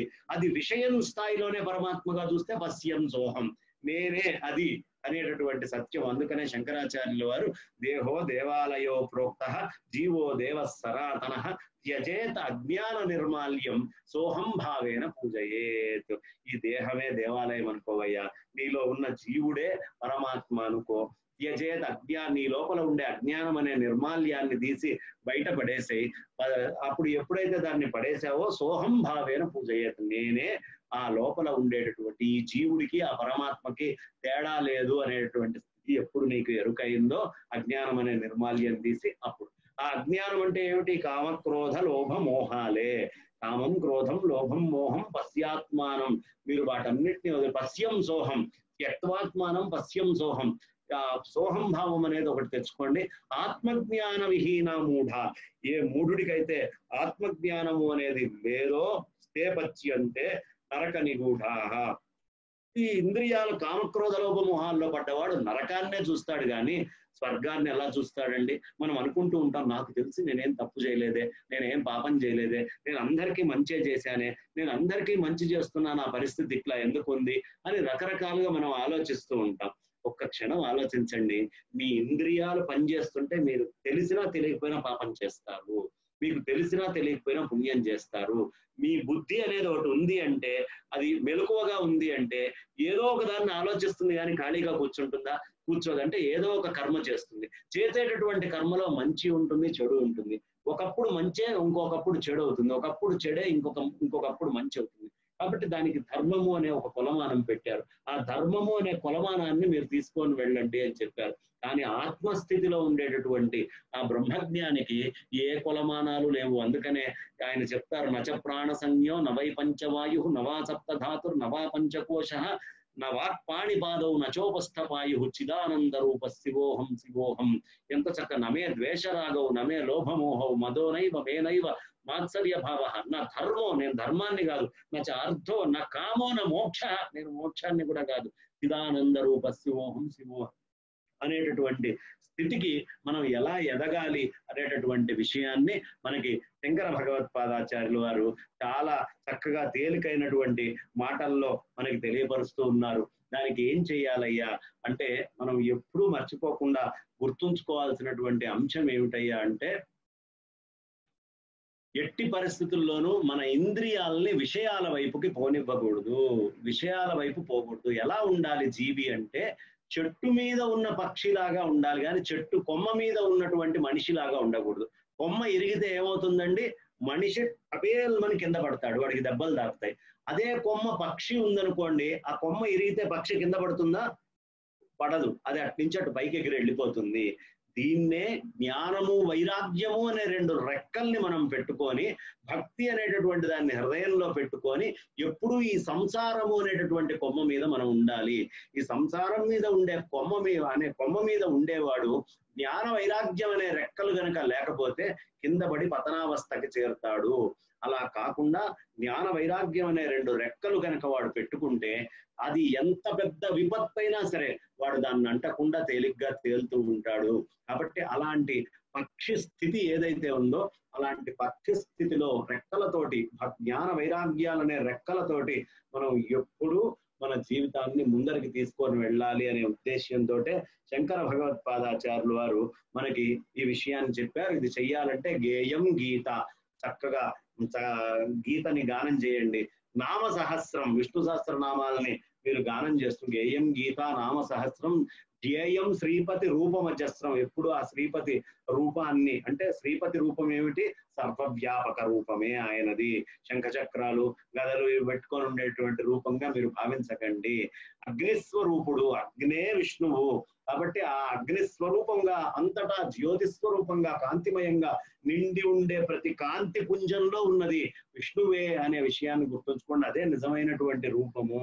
కాబట్టి ఆ రూపంలో మీరు దాన్ని ధ్యానం చేయలేకపోతే ఆ మకర కుండలాలు ఇవన్నీ పెట్టుకోవాలి. తర్వాత స్థాయి నిరాకారం నుంచి ముందు కనిపించే ప్రకాశమే రూపము అనుకొని ఆ ప్రకాశాన్ని కూడా కొలవలేనప్పుడు అప్పుడు ఇంకొక రూపాన్ని ఏదైనా ఇంద్రియాలకు యోగ్యంగా పెట్టుకొని ధ్యానం చేయాలి. అగ్నే ఒక రూపము, ఆ అగ్ని అంతటా నిండి ఉంది సూర్యుడి నుంచి వస్తూ అనే విషయాన్ని మనం గుర్తుంచుకొని గేయం గీత నామ సహస్రం ధ్యేయం శ్రీపతి రూపమజస్రం నేయం సజ్జన సంగే, ఎవరితోటి తిరగాలి, సజ్జనులతోటి సాంగత్యం చేయండి. ఎవరా సజ్జనులు? ఎవరు సర్వవ్యాపకమైన పరమాత్మే సత్యము అని చెప్పి భౌతికమైన విషయాల నుంచి మన బుద్ధిని మరల్చి పరమాత్మ వైపు తిప్పుతారో వాళ్ళని సజ్జనులు అనుకోండి. అలాగే సద్గ్రంథాలన్నీ కూడా సజ్జనులే. అలాంటి నేయం సజ్జతి సంగే చిత్తం, సజ్జన సంగే చిత్తం దేయం దీన జనాయతు విత్తం. ఈ దీనజనులు ఎవరైతే ఉంటారో ఆ దీనత్వము అనేటటువంటి స్థితి మీలోకి రాకుండా ఏదైతే శాశ్వతమైన ఆనందమో అదే విత్తంగా మీరు భావిస్తూ దాన్ని లోపల పెట్టుకోండి, ఆత్మస్వరూపాన్ని అని మనకి చక్కగా చెప్తున్నారు. ఈ సాధన చేయడానికి కొంత రాజయోగ భాగాన్ని కూడా మనకి తెలియపరిచారు. ప్రాణాయామం ప్రత్యాహారం అని మొదలు పెడుతూ ప్రాణాయామము అనే పదాన్ని తీసుకున్నారు. ప్రాణాయామం ప్రత్యాహారం నిత్యానిత్య వివేక విచారం. ఇక్కడ చూడండి ఎంత చక్కటి ప్రయోగం చేశారు శంకర్లు. ప్రాణాయామం చేయవయ్యా అన్నారు. ప్రాణాయామము అంటే మనకి పతంజలి మహర్షి ఏం చెప్తున్నారు, 3 పూరక కుంభక రేచకాలు చేసేటటువంటి దాన్నే ప్రాణాయామము అన్నారు. పూరకము అంటే ముక్కుతోటి పీల్చటము, కుంభకము అంటే దాన్ని ఆపటము, రేచకము అంటే దాన్ని వదిలిపెట్టడం. ఎవడు పూరక కుంభక రేచకాలు అనేటటువంటి 3టిని ఆచరిస్తూ ఉంటాడో వాడి లోపల ఏ ఆత్మజ్యోతి అయితే ఉంటుందో ఆ ఆత్మజ్యోతి రెపరెపలాడకుండా నిశ్చలంగా నిల్చొని ఉంటుంది, దృఢమైన చిత్తం కలిగి ఉంటాడు అని. అందుకనే ప్రాణాయామం అనేది చేయమన్నారు. మనం ఏ పని చేసినా మీరు చూడండి, ఉదయాన్నే సంధ్యావందనానికి మీరు అందరూ కూర్చుంటున్నారు, వేద గాయత్రి పరిషత్ కాబట్టి సాధారణంగా మీరు అందరూ సంధ్య వార్చుకుంటూ ఉంటారు. ఈ ఉదయాన్నే లేచి సంధ్య వార్చుకోవడం మొదలు పెట్టినప్పుడు మనం అందరం ఓ పొరపాటు చేస్తాం. పవిత్ర వారిని నీళ్లు చల్లుకుంటాం, ఆచమనం చేస్తాము, ఉత్తిష్టంతు భూత పిశాచాహ అని నీళ్లు వదిలిపెడతాం. ప్రాణాయామం అనగానే మనకి చిన్నప్పటి నుంచి ముక్కు పట్టుకోండి అని చెప్తారు. ముక్కు పట్టుకోవడం ప్రాణాయామం కాదు. ముక్కు పట్టుకోండి అంటే మొట్టమొదటిసారి చేసేవాడు చెప్పిన వాడి ముక్కో వీడి ముక్కో కూడా అర్థం కాకుండా పట్టుకుంటాడు. అది కాదు మనకి ప్రాణాయామం అనేది. ప్రాణాయామము అంటే ముక్కు లోపల ఊపిరిని పట్టడం, ఆ ఊపిరిని చక్కగా తీసుకొని ఏ స్థాయి లోపల దాన్ని ఉంచాలో ఉంచి ఎప్పుడు ఎంత స్థాయిలో రేచకం చెయ్యాలో మనకి అదే సంధ్య వచ్చేటప్పుడు ఒక్కసారి మీరు ఓం భూ ఓం భువ హోం సువహం మహ అనే మంత్రం చెప్పుకుంటూ దాన్ని పీల్చుకొని ఎంత సాధన చేయాలో చూడండి. 3 సార్లు అది చెప్పిన దాకా నిలబెట్టి మనం తర్వాత దాన్ని 2 సార్లకు వదిలిపెట్టేయాలి. 1:4:2 రేషియోలో సాధారణంగా చెప్తారు. కానీ మన ప్రాణాయామంలో మాత్రం ఈ విధమైనటువంటిది, అంటే ఎంత సమయం మీరు కుంభించడం అనేది నేర్చుకోవాలో చూడండి, ఎంత సమయం మీరు నిగ్రహణ చేసుకోవాలో చూడండి. కాబట్టి ప్రాణాయామము అనేది మీ జీవితంలో సంధ్యావందనంలో నిత్య వస్తువుగా దాన్ని సాధన చేయండి. కానీ ఊరికనే ముక్కు పట్టుకోవడంతో దాన్ని ఆపకండి. ముక్కు పట్టుకోవడం ప్రాణాయామం కాదు. ప్రాణాయామము అనేది లోపల ప్రాణాలన్నిటినీ ఆయామం చేయటం. ఈ ప్రాణాలు ఏమిటి అంటే మనకి ప్రాణ అపాన వ్యాన ఉదాన సమానాలు అని కూర్మ కృకుర దేవదత్త ధనంజయ నాగా అని ఉపవాయువులుగా 10 రకాలుగా చెప్పబడ్డది. ముక్కులోంచి గాలి పీల్చి హృదయంలోకి తీసుకునే దాన్ని ప్రాణం అన్నారు. అలాగే మనం ఆహార పదార్థాలతోటి కడుపులోకి తీసుకెళ్లేటువంటిది అపానం అన్నారు. మొత్తము వ్యాపించి ఉండేదాన్ని వ్యానం అన్నారు. ఊర్ధ్వగమనం చేసేదాన్ని ఉదానం అన్నారు. అలాగే సమతత్వంగా నాభి దగ్గర ఉండేదాన్ని సమానము అన్నారు. కూర్మము అంటే మీరు చక్కగా మీరు ఆవలిస్తూ ఉంటారు, ఈ ఆవలించేటటువంటి దాన్ని కూర్మము అన్నారు. కురుకురము అంటే మీరు తుమ్ముతారు. మీరు తుమ్మేటప్పుడు మీరు గాలి ఎక్కడి నుంచి తీసుకుంటారో మీకు తెలుసా? చాలా మంది తుమ్మేటప్పుడు ఎక్స్టర్నల్ గా దాన్ని బ్యాలెన్స్ ఎక్కడి నుంచి చేస్తారో తెలియదు. ఇట్లా మనం తుమ్మేటప్పుడు ఒక్కసారి తుమ్మినట్టుగా ఊహించుకోండి అన్నప్పుడు కంటితోటి మనం గాలి పీలుస్తాము. కంటితోటి మనం గాలిని పీలుస్తున్నాం, లోపలికి సక్ చేస్తాం కంటితోటి తుమ్మేటప్పుడు. అక్కడ అంటే ఆ బ్యాలెన్స్ శృంగాటకము అనే దగ్గర బ్యాలెన్స్ చేస్తే తప్ప ఈ ఇన్ఫెక్షన్ అనేటువంటిది లోపల ఉన్నది బయటికి వెళ్ళదు. ప్రాణాన్ని అక్కడ బంధిస్తాం, దాన్ని కృకురము అంటారు. దేవదత్తము అనేటప్పటికీ మీకు ధనంజయము, అలాగే నాగ కూర్మ. నాగా అనేటటువంటి పదం చెప్తారు. నాగా అంటే ఏమిటి? మీకు తేనుపులు వస్తాయి, అని తేనుపుతూ ఉంటారు. ఈ తేనిపేది మొత్తం కూడా నాగా అనేటటువంటి వాయువులో తేడా వస్తే, ఒక వాయువేగా మీరు బేవని తేనిపితే బయటకు వచ్చింది. ఆ నాగా అనేటటువంటి వాయువు లేకపోతే తేనుపులు రావు. తేనుపులు రానటువంటి వాడు చచ్చిపోతాడు. ఈ విషయం గుర్తుంచుకోండి. తర్వాత ఆవలింతలు, దగ్గు, ఇవి ఏవైతే ఉన్నాయో దీనికి దేవదత్తం సహకరిస్తుంది. ధనంజయము అంటే మనిషి మరణించిన తర్వాత కూడా వాడి శరీరాన్ని ఆశ్రయించి 3 నెలల పాటు వాడి లోపల ఉండేటువంటి గోళ్ళు వెంట్రుకలు పెరుగుతూ ఉంటాయి. ఈ గోళ్ళు వెంట్రుకల్ని పెంచేటటువంటి వాయువు ఏదైతే ఉందో దాన్ని ధనంజయము అన్నారు. కాబట్టి యోగ శాస్త్రాన్ని మనం నిశ్చితంగా, మన దగ్గర ఉన్న సైన్స్ చాలా గొప్ప సైన్స్ ఇది. ఈ యోగ శాస్త్రాన్ని మొత్తాన్ని మనం అధ్యయనం చేసి దగ్గర పెట్టుకోవాలి. ప్రాణాయామం అనేటటువంటిది నువ్వు చేయవయ్యా. దానికి రకరకాల నిష్పత్తులు చెప్పారండి. ఎట్లా రకరకాలైనటువంటి ప్రాణాయామాలు ఉన్నాయి. 72 రకాల ప్రాణాయామాలు ఉన్నాయి. 8 మూలంగా చెప్తూనే మనకి 72 దాకా కూడా 8x9 రకాలుగా మళ్ళీ మనకి చెప్పబడ్డాయి. కాబట్టి ఈ 72 రకాల ప్రాణాయామాల గురించి కొంత అవగాహన తెచ్చుకోండి. అలాగే నాడులు అనేటటువంటివి మన శరీరంలో ఎలా పనిచేస్తాయి, ఇవన్నీ తెలిస్తే తప్ప వేదాంతాన్ని మనం ఎలా నిశ్చయంగా దృఢంగా హృదయంలో పెట్టుకోవచ్చు అనే విషయం మనకి తెలియదు. మనకి పూష, అలం పూష, గాంధారి, హస్తిజిహ్వ, పయస్విని, యశోధని, అట్లాగే మన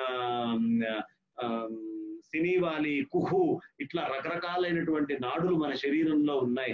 ఈ నాడులన్నీ కూడా ఎలా పనిచేస్తున్నాయి, ఒక్కొక్క దాని శక్తి ఎలా మారుతోంది అని శరీరంలో ఉండేటటువంటి నాడీ వ్యవస్థ మీద కూడా మనకి ఎంతో జ్ఞానం చెప్పబడి ఉంది. రాజయోగంలో మనకి ఇవన్నీ లభిస్తాయి.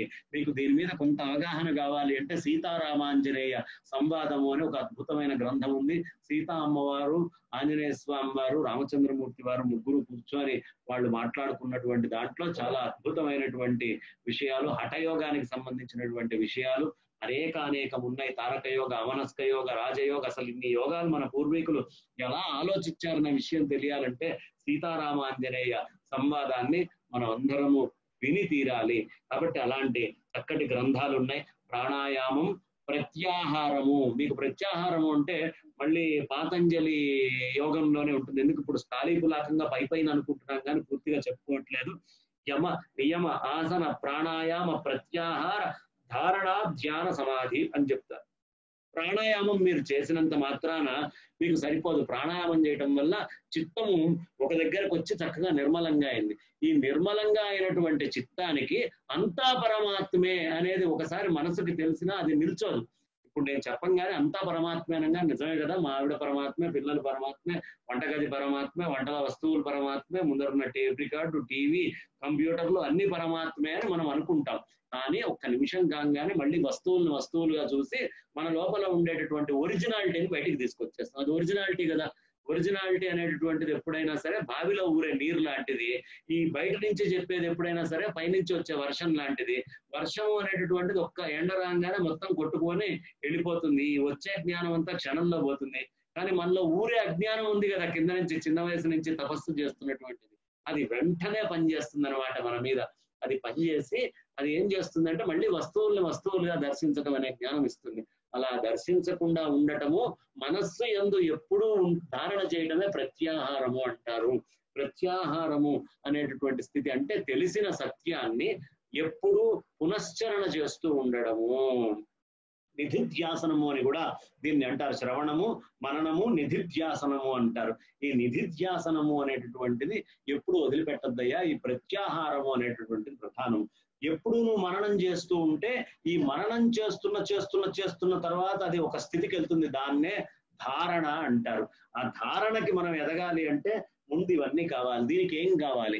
నిత్య అనిత్య వస్తు వివేచనం. ఈ ప్రపంచంలో నిత్యమేది, అనిత్యమేది అనేటటువంటి వస్తు వివేచము అనేది చాలా అవసరం. ప్రాణాయామం, ప్రత్యాహారం, నిత్యానిత్య వస్తు వివేక విచారం. ఆ నిత్యానిత్య వివేక విచారం గనక మనలో లేదనుకోండి, అనిత్యమైన వస్తువుల్నే నిత్యము అని అనుకుంటూ ఉంటాము. అనిత్యమైనటువంటి వస్తువుల్ని నిత్యం అనుకోవటం వల్ల మనం చేసే పొరపాటు ఏమిటంటే మాయకి మనం తగులుకుంటాము. ఆ మాయ అనేటటువంటిది తగులుకోకూడదు. అంటే నిత్యమైనటువంటిది పరమాత్మే. పరమాత్మ కంటే నిత్యమైనటువంటి సత్యమైనటువంటి వస్తువు ఇంకొకటి లేదు. అది అంతటా నిండి ఉంది. ఇక్కడ ఉంది అక్కడ లేదు అని లేదు. ఎలా అయితే ఒకటే అయిన వస్తువు అనేక రూపాలుగా కనిపిస్తోందో అలాగే ఈ ప్రపంచం అనుకోవాలి. మీరు అంత బంగారపు ముద్ద తీసుకొచ్చి మీకు ఎవరైనా ఇచ్చారనుకోండి, ఆ బంగారపు ముద్దతోటి మీరు రకరకాలైనటువంటి వస్తువుల్ని చేసుకోవచ్చు. ఒక చెవుపోగులు చేసుకుంటారు, ఒక ముక్కు పుడక చేసుకుంటారు, చేతికి ఉంగరాలు చేసుకుంటారు, వడ్డాణం చేసుకుంటారు, మెళ్ళో గొలుసులు చేసుకుంటారు.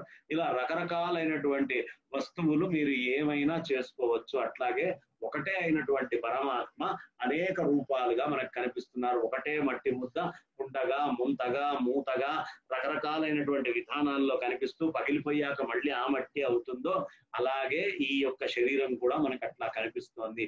ఏమిటి శరీరము అంటే ఘనీభవించినటువంటి ఏ స్థితిలో ఉన్న శరీరానికి పరమాత్మకి సంబంధం లేదండి. ఇట్లా గడ్డగట్టి నేను కనిపిస్తుంటే ఇది పరమాత్మ అని మీరు ఎలా అంటారు అనొచ్చు. నీళ్లు బాగా మేఘ సంయోగం అయితే మంచుగడ్డ కింద మారుతుంది. మంచుగడ్డగా మారితే నీళ్ళకి ఏమైనా నష్టమా? నీళ్ళు ఏమైనా నష్టపోతున్నాయా? ఏమీ లేదే. ఆ మంచుగడ్డ మళ్ళీ కరిగి నీళ్ల కిందకు వచ్చింది. మంచుగడ్డ నీళ్ళకి ఏమైనా నష్టమా? అది కరిగినా గడ్డగట్టినా ఎట్లా నీళ్ళకి నష్టం లేదో, శరీరాకృతిలో ఉన్న సర్వవ్యాపకాకృతిలో ఉన్న ఆత్మ ఒకటే అయి ఉంది.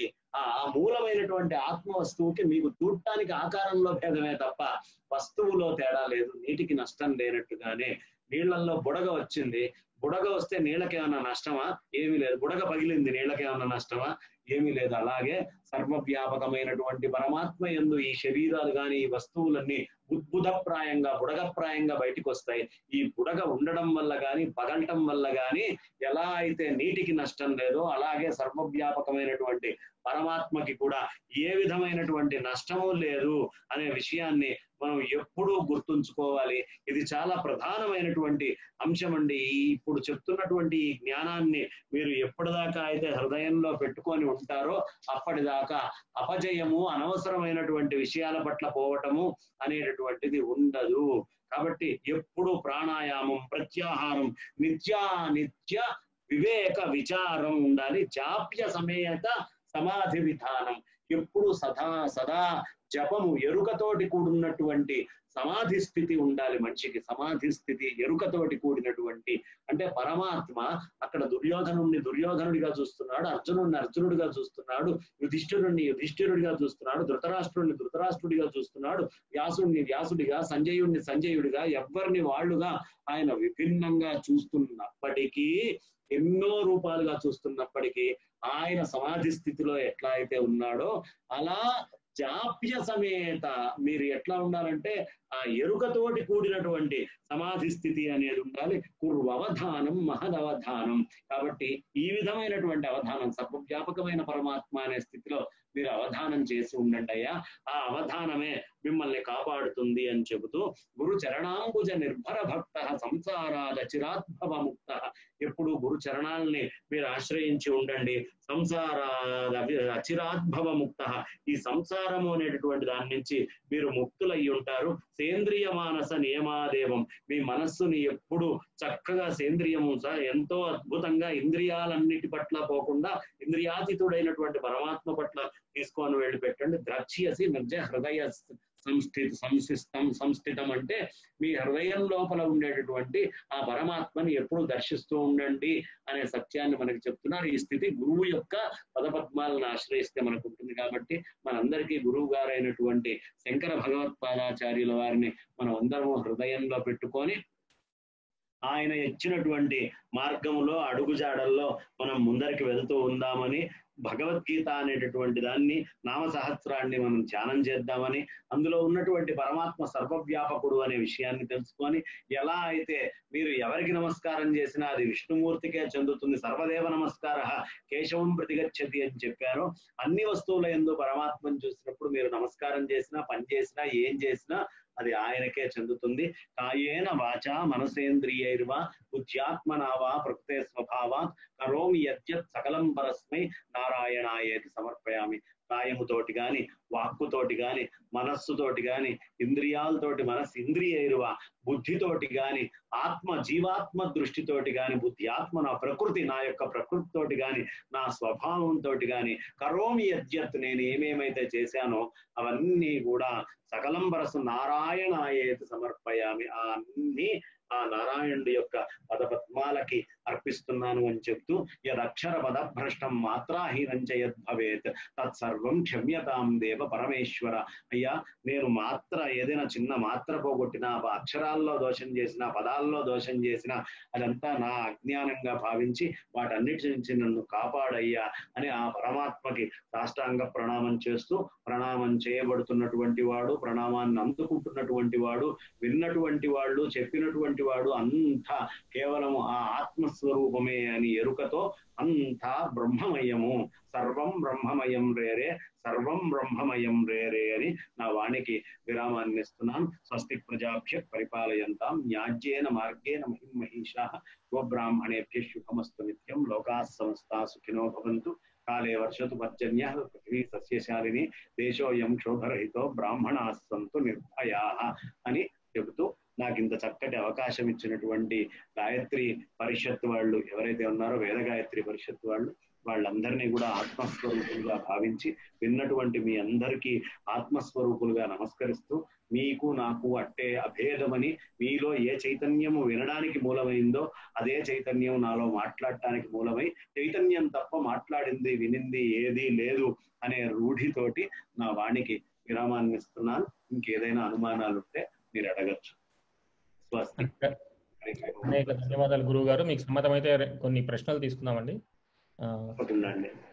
ఎవరికైనా ప్రశ్నలు ఉంటే కనుక వాళ్ళు అన్మ్యూట్ చేసుకోవచ్చండి, లేకపోతే చాట్ ప్యానల్లో మీ ప్రశ్నలు టైప్ చేయొచ్చు. ఏదైనా ప్రశ్న ఉంటే కనుక టూకీగా క్లుప్తంగా ఉండేటట్టు ప్రయత్నం చేయండి. మనకు కొంచెం సమయం తక్కువ ఉంది కాబట్టి ఎవరికైనా ప్రశ్న ఉంటే కొన్ని అడగచ్చండి. నమస్కారం అండి గురువు గారు. వాసుదేవ నమస్కారం అండి. సంధ్యావందనంలో మీరు ప్రాణాయామం గురించి 1, 4, 2 అని చెప్పారు కదా. 1:4:2 రేషియో, కానీ 3 సార్లే అండి. అక్కడ మీరు చేయాల్సింది ఓం భువ అనే మంత్రం ఏదైతే ఉందో అది ఒకసారి గాలి పూరణం చెయ్యాలి, 3 సార్లు ఉపయోగం చేయాలి, 2 సార్లు వదిలిపెట్టాలి. మామూలుగా ఇప్పుడు మనకి దేవి భాగవతంలో 1:2:1 అని చెప్పారండి. అంటే ప్రాణాయామాలు 72 రకాలని చెప్పాను. మీరు 1:2:1 రేషియోలో కూడా మీరు చేసుకోవచ్చు. కానీ ఇక్కడ సంధ్యావందనంలో చేయాల్సిన ప్రాణాయామం మాత్రము సంధ్యావందన ప్రాణాయామంలో ఒక్కసారి ఓం భూ హోం భువః అని మొదలుపెట్టి 3 సార్లు ఓం భూ హోం భువః పూర్తి చేసుకొని 2 సార్లు గాలిని వదిలిపెడుతూ చేయాలి. ఓకే, సరే. అయితే అది నేను తప్పు చేస్తున్నా. శీత్కారి, నాగా అని రకరకాలు ఉంటాయండి. ఆ ప్రాణాయామాలన్నీ ఇప్పుడు కపాలభాతి ఇవన్నీ ఎట్లా అయితే ఉన్నాయో అట్లాగే శీత్కారి, నాగా అని మొత్తం లోపల నాగవాయువుని అని కొడుతూ చేసేటువంటి ప్రాణాయామాలు కూడా చాలా ఉన్నాయి. ధన్యవాదాలు లక్కరాజు గారు. ఇంకా మరేమైనా ప్రశ్నలు ఉంటే అన్మ్యూట్ చేసుకుని అడగవచ్చండి. అడగండి, తప్పకుండా. నమస్కారం అండి గురువు గారు. వాసుదేవ, ఇందులో మీరు ఇవాళ వేదాలు నీతి అన్నారు, ఉపనిషత్తులు కలదు అని చెప్పి అన్నారు. అందులో సంబోధనలో నాకు కొంచెం అర్థం కాలేదు, కొంచెం వివరణలు చెప్పగలరు? వేదము మంత్రం మొత్తం చెప్తుందండి. వేద మంత్రం అంతా అయిపోయిన తర్వాత ఇది కాదు అనేటటువంటి పదంతో, అంటే పరమాత్మ ఏది అని వెతుకుతూ వెళ్ళినప్పుడు వేద మంత్రాల్లో మీకు ఒక మంచి కర్మానుష్ఠానం మొత్తం చెప్తారు. చెప్పి ఇది కాదు అని ఆపి మళ్ళీ ఇంకా ముందర చర్చ జరుగుతూ ఉంటుంది అనమాట. నా ఇతి అని చెప్తూ ఉంటారు. ఒక్కొక్క కర్మని చెప్తూ నా ఇది కాదు అని చెప్తూ వెళ్తారు. ఉపనిషత్తులు దగ్గర దాకా తీసుకొని వెళ్ళి ఆ బ్రహ్మము ఇదే, ఈ బ్రహ్మానికి ఇట్లా దగ్గరికి వెళ్ళాలి అని ఉపనిషత్తు వాక్యాలన్నీ బృహదారణ్యక ఈశకేన కఠముండక మాండూక్య ఇతరేయ శ్వేతాస్వతర ఆది ఉపనిషత్తులన్నీ దగ్గరికి తీసుకొని వెళ్తూ ఉంటాయి. ఇదేమో కాదు అని వేదం చెప్తూ ఉంటుంది. వేద మంత్రాల యొక్క అర్థం, వేదార్థం కనుక మీరు తీసుకుంటే మొత్తము కర్మకాండంతా చెప్పి ఇది కాదు అంటుంది. అలా ఆత్మశోధనని ఎలా చేస్తారు పరమాత్మ శోధనని అంటే ఇది కాదు అని ఒకళ్ళు ఇది దగ్గరికి తీసుకొని వెళ్ళి చెప్పేది. హిరణ్యకశిపుడు ప్రతి దాంట్లో వెళ్తాడు, ఇక్కడ లేడు హరి, ఇది కాదు అని తీసేస్తాడు. అంటే వాడేం చేస్తున్నాడు, భౌతిక దృష్టితో హరి అంటే ఇది కాదు అని వాడు ప్రార్థనే చేస్తున్నాడు. ఇక్కడ హరి లేడు అని వాడు విడివిడిగా దాన్ని ఖండిస్తూ వెళ్తున్నాడు. హరిది అంతటా హరి నిండి ఉన్నాడు అని చెప్తున్నాడు. ఒకడేమో కత్తిరిస్తున్నాడు, ఒకడేమో కుట్టుకుంటున్నాడు. అంతే. చివరిగా ఇంకొక ప్రశ్న తీసుకోవచ్చండి, తర్వాత మనకు మీ ఓపిక. ఇంకెవరికైనా క్వశ్చన్ ఉందండి? ప్రశ్న ఉంటే అడగవచ్చు. నేను ఒక్కటి అడుగుతాను. గురుగారు, ఇప్పుడున్న పరిస్థితుల్లో ఇప్పుడు ఈ దీంట్లో సరైన గురువుని ఎలా ఎంచుకోవాలి, లేకపోతే గురువుని ఎలా గుర్తుపట్టాలి? గురువుని గుర్తుపట్టగలిగితే మనం గురునాం గురువు అవుతాం కదండి. కాబట్టి ఇక్కడ నిజమైనటువంటి తత్వం ఏమిటి అంటే ప్రపంచమంతా గురుమయమే. ఎక్కడి నుంచి మీకు సత్వాక్యాలు వస్తున్నాయో, శృతిబద్ధమైన వాక్యం అంటే వాళ్ళు మాట్లాడినటువంటి మాట నేను చెప్తున్నాను అని కాకుండా ఫలానా ప్రదేశంలో ఇలా చెప్పబడింది అని ఎవరు చెప్తున్నారో వాళ్ళందరూ సద్గురువులే. అలా కాకుండా ఇప్పుడు వాస్తు పోతన భాగవతం కొంత, నా పైత్యం కొంత అని చాలా మంది చెప్తారు. కానీ ఏది మనం మాట్లాడినా దానికి ఒక శృతి ఆధారం ఉండాలి. శృతి ఆధారం ఉంటేనే లెక్క. అది కలియుగంలో కొంచెం చాలా కష్టంగా దొరుకుతారు. అధిక విద్యావంతులు అప్రయోజకులయ్యారు, పూర్ణసుంఠలు సభాపూజ్యులయ్యారు అని ఈ కలియుగానికి ఉన్నటువంటి ధర్మము. మంచి విద్యావంతులందరూ అప్రయోజకంగా ఎక్కడో మారుమూల కూర్చొని ఉంటారు. పూర్ణసుంఠలు నాలాంటి వాళ్ళు సభాపూజ్యులై పైన కూర్చొని తిరుగుతూ ఉంటారు. కాబట్టి ఈ కలియుగంలో మనం వెతుక్కోవాల్సినటువంటిది ఏమిటయ్యా అంటే యోగ్యులైనటువంటి వాళ్ళు ఎవరు అంటే ఎవరు శృతిని ఆధారంగా చేసుకొని మనతోటి మాట్లాడు. షణ్ముఖ శర్మ గారు ఉన్నారు, ఆయన మాట్లాడేటప్పుడు ఆయన ఏం చెప్తారు, ఇదిగోండి ఇది గ్రంథం, నేను చెప్పిన దానికి ఇది ఆధారం అని ఒక ఆధారభరితమైనటువంటి మాటలు ఎవరు మాట్లాడినా వాళ్ళందరూ మనకి గురువులే. ఆధార రహితంగా స్వీయంగా నేను కనుక్కున్నాను అని చెప్పే వాళ్ళందరినీ నమస్కరించాలి, వాళ్ళు గురువులే. ఎందుకంటే ఇలా ఆలోచించకూడదని మనకు చెప్తున్నారు కాబట్టి.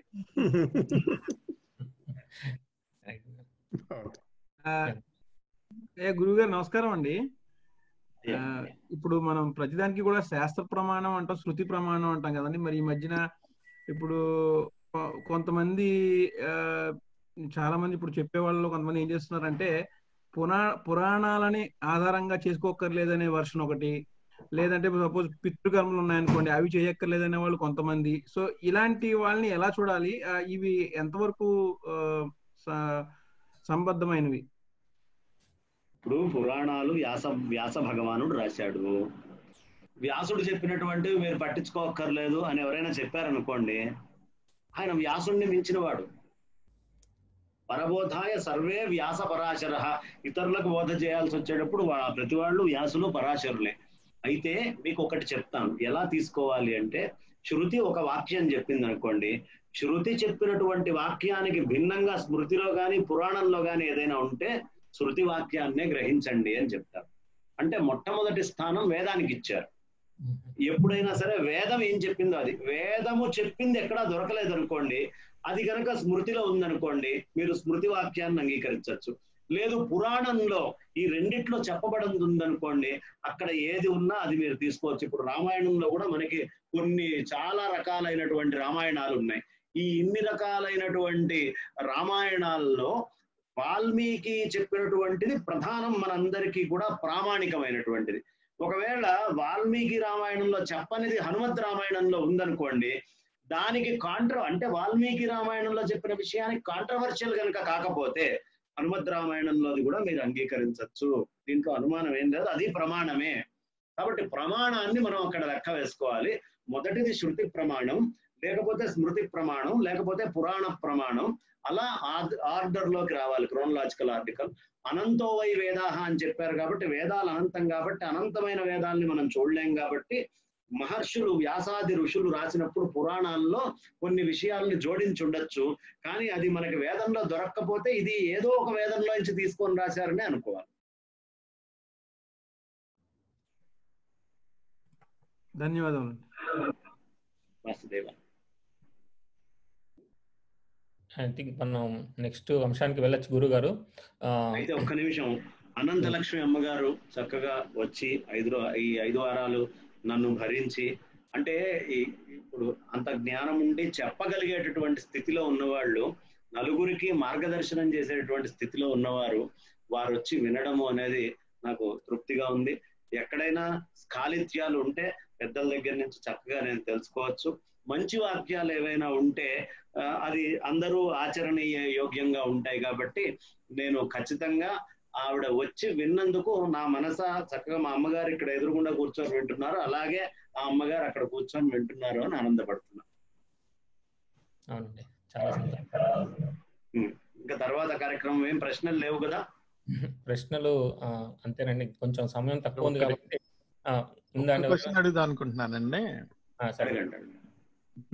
ఇప్పుడు దాకా అద్వైతం గురించి చెప్పుకున్నాం కదా, అద్వైతానికి అహమస్మి అనేటటువంటి వాక్యానికి నాకెక్కడో కుదరట్లేదని అనిపిస్తోంది. మీకు 10 నిమిషాలు టైం ఉందా అందరికి? ఎందుకు మీకు కుదరట్లేదని అనిపిస్తోందో చెప్పండి. ఇప్పుడు మనం ఆరోహణ క్రమంలో తీసుకున్నాం అనుకోండి, బ్రహ్మవాక్యాలని ఆరోహణ క్రమంలో తీసుకుంటే అహం బ్రహ్మాస్మి అనేటటువంటిది ఆరోహణ క్రమంలో పైకి వెళ్తాం అనుకోండి.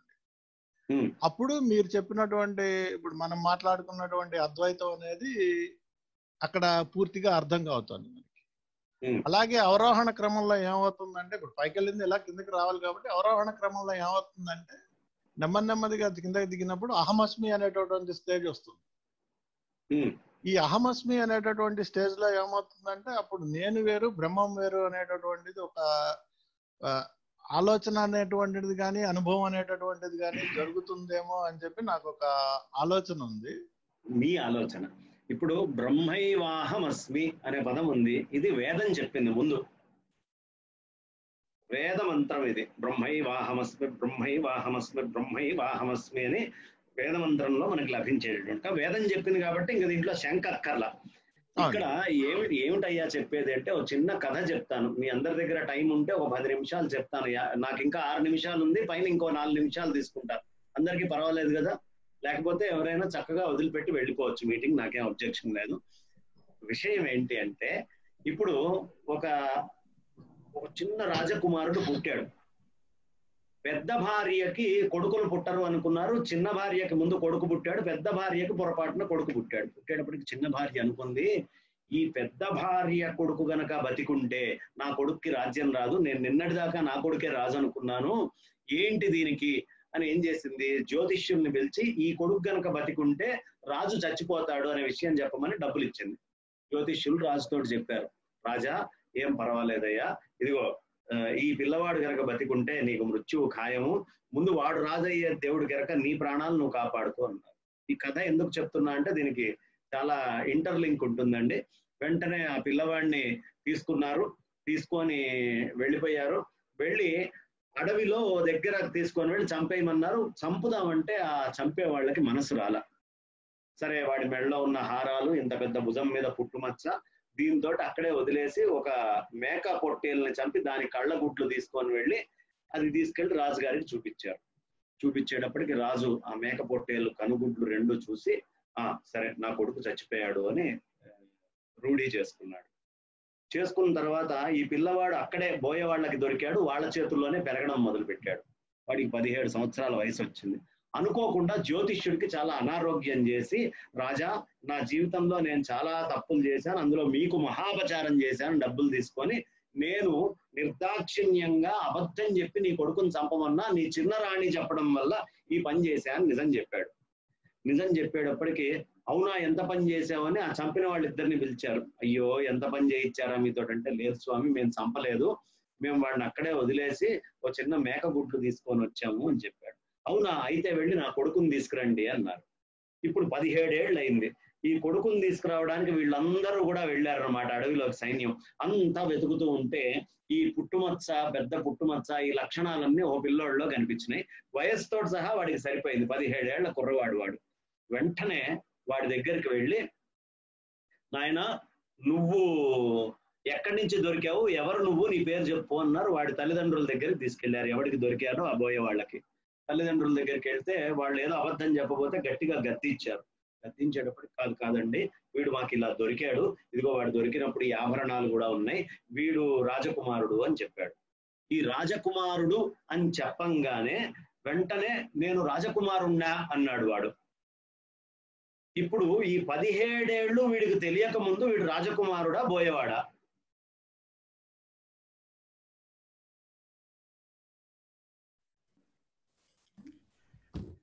మిమ్మల్ని అయ్యా ప్రశ్న అడిగింది. ఈ 17 ఏళ్ళు వీడికి తెలియనప్పుడు వీడు రాజకుమారుడా బోయేవాడా? రాజకుమారుడు. రాజకుమారుడే కదా. ఈ 17 ఏళ్ళు వాడు అహమస్మి అనేటటువంటి స్థితిలో ఉన్నాడు. అరే ఈ 17 ఏళ్ల నుంచి నేను రాజకుమారుణ్ణేరా అనే సత్యాన్ని వాడు జనాల వల్ల, ఆధారాల వల్ల తెలుసుకున్నాడు.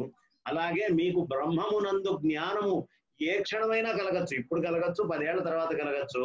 అప్పుడు అహం అస్మి, అప్పుడు ఏం చెప్పాలి, చెప్పాల్సి వచ్చినప్పుడు పోలిక, నువ్వు అది ఒకటే అయి ఉన్నావురా, నువ్వే అది అని చెప్పాలి కదా. అజ్ఞానంతో ఉన్నవాడికి అహమస్మి అనే పదం చెప్పబడ్డది. సుజ్ఞానికి అహమస్మి అని చెప్పే పని ఉంది, వాడు సర్వవ్యాపకమైన వాడే అయి ఉన్నాడు. కాబట్టి అహమస్మి అనే వేదం దేనికోసం చెప్పింది అంటే, ఈ కింద అజ్ఞానంతో నేను వేరు అనుకునే వాడికి నువ్వు అది ఒకటేరా అని చెప్పడానికి వాడబడినటువంటి వాక్యము. ఇలాగే ఇంకొక చిన్న కథ చెప్తాను. నాకు ఇంకా 2 + 3 5 నిమిషాలు టైం ఉంది. చెప్పచ్చు అంటే మీరందరూ చెప్పచ్చు చెప్పచ్చా అండి? దాని తర్వాత ఇంకో 5 నిమిషాలు మాకు కూడా కావాలి, తప్పనిసరిగా. రైట్, సరే. ఏమైందంటే పాపం కాశీ ఒక ఇక్కడే దక్షిణాపథంలో మన కొండపల్లి కోటలో ఓ పిల్లవాడు పుట్టాడు. ఆ కొండపల్లి కోటలో పుట్టినటువంటి పిల్లవాడు కాస్త వయస్సుకు వచ్చాడు. వయసుకు వచ్చేటప్పటికి వాడికి సంబంధం కోసం రకరకాలైనటువంటి ఆడపిల్లల చిత్రపటాలన్నీ తెచ్చిస్తున్నారు. వాళ్ళందరూ ఆ చిత్రపటాలు చూస్తున్నారు. వాడు చూసి చిచ్చి ఈ అమ్మాయి నచ్చలేదు, ఈ అమ్మాయి నచ్చలేదని పడేస్తున్నాడు. పడేస్తుంటే ఓరి వీడి దుంపదేగా, ఎంతమంది పిల్లల్ని తెచ్చినా నచ్చట్లేదంటే వీడి లోపల ఇంకో అమ్మాయి ఎవరితో కూర్చొని ఉంది, లేకపోతే ఎందుకంటాడని రాజు దగ్గరికి పిలిచి, అరే రా అని కూర్చోబెట్టి, నీకు మనసులో ఎవరైనా అమ్మాయి ఉందా, ఎవరిని తెచ్చినా చీ బాలేదు అంటున్నావు అంటే, నేను కాశీరాజు కుమార్తెను చేసుకుంటాను అన్నాడు. ఓరి కాశీరాజు, నువ్వెప్పుడు కాశీ పోలేదు, కాశీరాజుకు ఒక కుమార్తె ఉందో లేదో నాకు తెలియదు, నీకు తెలియదు, కాశీరాజు కుమార్తెను చేసుకుంటావు అంటే, లేదు ఉంది, నాకు 5 ఏళ్ల వయసు ఉన్నప్పుడు నేను ఏడుస్తూ ఉంటే కాశీరాజ కుమార్తె బొమ్మని నాకు చూపించారు. ఈ బొమ్మని నేను చూసినప్పుడల్లా ఈ అమ్మాయినే పెళ్లి చేసుకోవాలని చిన్నప్పటి నుంచి అనుకున్నాను. ఇప్పుడు సమయం వచ్చింది కాబట్టి మీకు చెప్తున్నా, కాశీరాజు కుమార్తెనే నేను పెళ్లి చేసుకుంటా అన్నాడు. అనేటప్పటికీ సరే ఏమిటో వీడు ఇంత నమ్మకంగా చెప్తున్నాడు కదా, ఏది ఆ బొమ్మ తీసుకురాపో అన్నాడు రాజుగారు. అనేటప్పటికి వాడు వెళ్ళాడు, గదిలో కూర్చున్నాడు. ఆ బొమ్మ ఏదైతే అమ్మాయి బొమ్మ ఉందో అది తీసుకొచ్చి చూపించాడు. చూపించేటప్పటికి వీళ్ళందరూ పెద్దగా నవ్వారు, తండ్రి తల్లి అందరూ పెద్దగా నవ్వారు. అదేమిటి మీరు అట్లా నవ్వుతున్నారంటే, ఏం లేదురా, చిన్నప్పుడు నీకు 4 ఏళ్ల వయసు ఉన్నప్పుడు మేము బ్రహ్మాండంగా నీకు ఈ లంగా ఓణి పరికిణీలు ఇవన్నీ వేసి నీ బొమ్మే రాసి ఇక్కడ బ్రహ్మాండంగా గీయించానురా, ఇది నీ బొమ్మే, కాకపోతే నువ్వు ఆడపిల్ల అనేటప్పటికి అప్పట్లో ఏడ్చేవాడివి, ఏడుస్తుంటే చిచ్చి నీ బొమ్మ కాదులేరా, ఇది కాశీరాజు కుమార్తె బొమ్మ అని మేము ఆ రోజుల్లో చెప్పాము అని చెప్పేటప్పటికి వాడికి ఒక్కసారిగా ఆ అనుమానం నివృత్తి అయ్యి మోహము అనేది, అంటే అప్పటిదాకా కాశీరాజు కుమార్తెను చేసుకోవాలనే మోహం ఏదైతే అజ్ఞానం ఉందో అది తొలగిపోయింది. అలాగే అజ్ఞానాన్ని తొలగించడం కోసము స్వస్వరూపాన్ని చెప్పేటప్పుడు వాడేటటువంటి వాక్యాల్లో బ్రహ్మైవాహమస్మి అనేటటువంటి ప్రయోగం ఒకటి. కాబట్టి బ్రహ్మైవాహమస్మి అనేటటువంటి కథ ఆ సందర్భంలో ఆ విధంగా వాడిన వాక్యంగా, అంటే నేను జీవుణ్ణి అని ఎవడైతే అనుకుంటున్నాడో నువ్వు జీవుడివి కాదురా, సర్వవ్యాపకమైనటువంటి బ్రహ్మవి అని చెప్పడానికి వాడినటువంటి వాక్యము. ఆ వాక్యం ఉన్నా లేకపోయినా మీరు బ్రహ్మమే. సో నేను ఎక్కువ టైం తీసుకోలేదు. ఓకే, 16:01 నా టైం సరిపోయింది. అయ్యా అనుమానం సరిపోయిందా ఇంకేమన్నా? లేదండి, అర్థమైంది నాకు మీరు చెప్పింది, కానీ ఇంకా సాటిస్ఫాక్షన్ లేదు. ఆలోచించాలండి, ఆలోచించి. అయితే మీరు వెంటనే మనకు అద్భుతమైన ఒక ఉపనిషత్తు ఉంది, సతపోతప్యత అంటారు. నీకు నువ్వు తపస్సు చెయ్యి అని వరుణుడికి శుక్రుడు చెప్తాడు. కాబట్టి ఈ పైన ఇక మీదట మీకు ఏమన్నా అర్థం కావాలంటే మీకు మీరు తపస్సు చేసి తెలుసుకోండి. తప్పకుండా అండి, మీరు ఆశీర్వదిస్తే. తపస్తత్వ నువ్వే చేసుకోవయ్యా తపస్సు అని చెప్తారు. ఇంకా ధన్యవాదాలు గురువు వాసుదేవ. తదుపరి మనం కృతజ్ఞత అభినందనలు కార్యక్రమానికి వెళ్దామండి. ముందుగా డాక్టర్ సుందరం గారిని ఒక 2 వాక్యాలు చెప్పవలసిందిగా కోరుతున్నానండి. డాక్టర్ సుందరం గారు.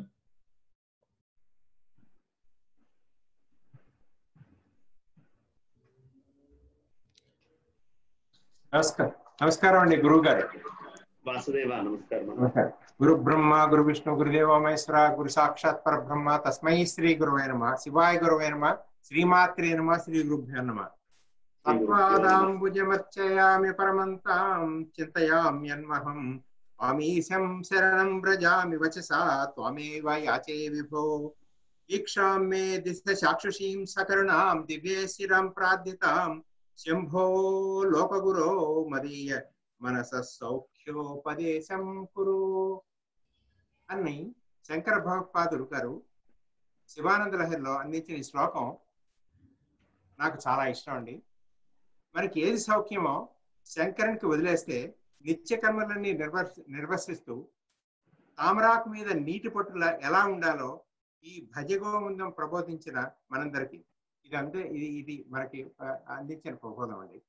అందుకే ఆ శంకరుడే బ్రహ్మశ్రీ బంగారేశ్వరం గారి రూపంలో గురుస్వరూపంగా విచ్చేసి మనకు ఈ ప్రబోధాన్ని అందించాడు అనడంలో ఏమీ అతిశయోక్తి లేదని నేను చెప్తున్నాను.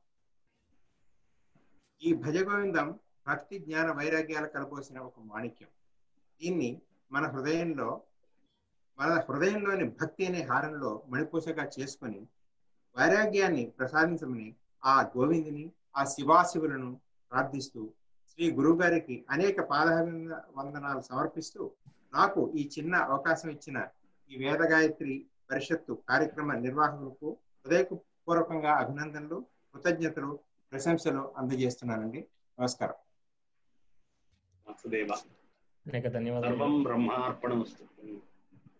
ధన్యవాదాలు డాక్టర్ సుందరం రాచకొండ గారు. తర్వాత శ్రీనివాస్ వారణాసి గారు మీ అభిప్రాయం కూడా తెలుపగలరు. నమస్కారం అండి. శ్రీ గురు ఇప్పటిదాకా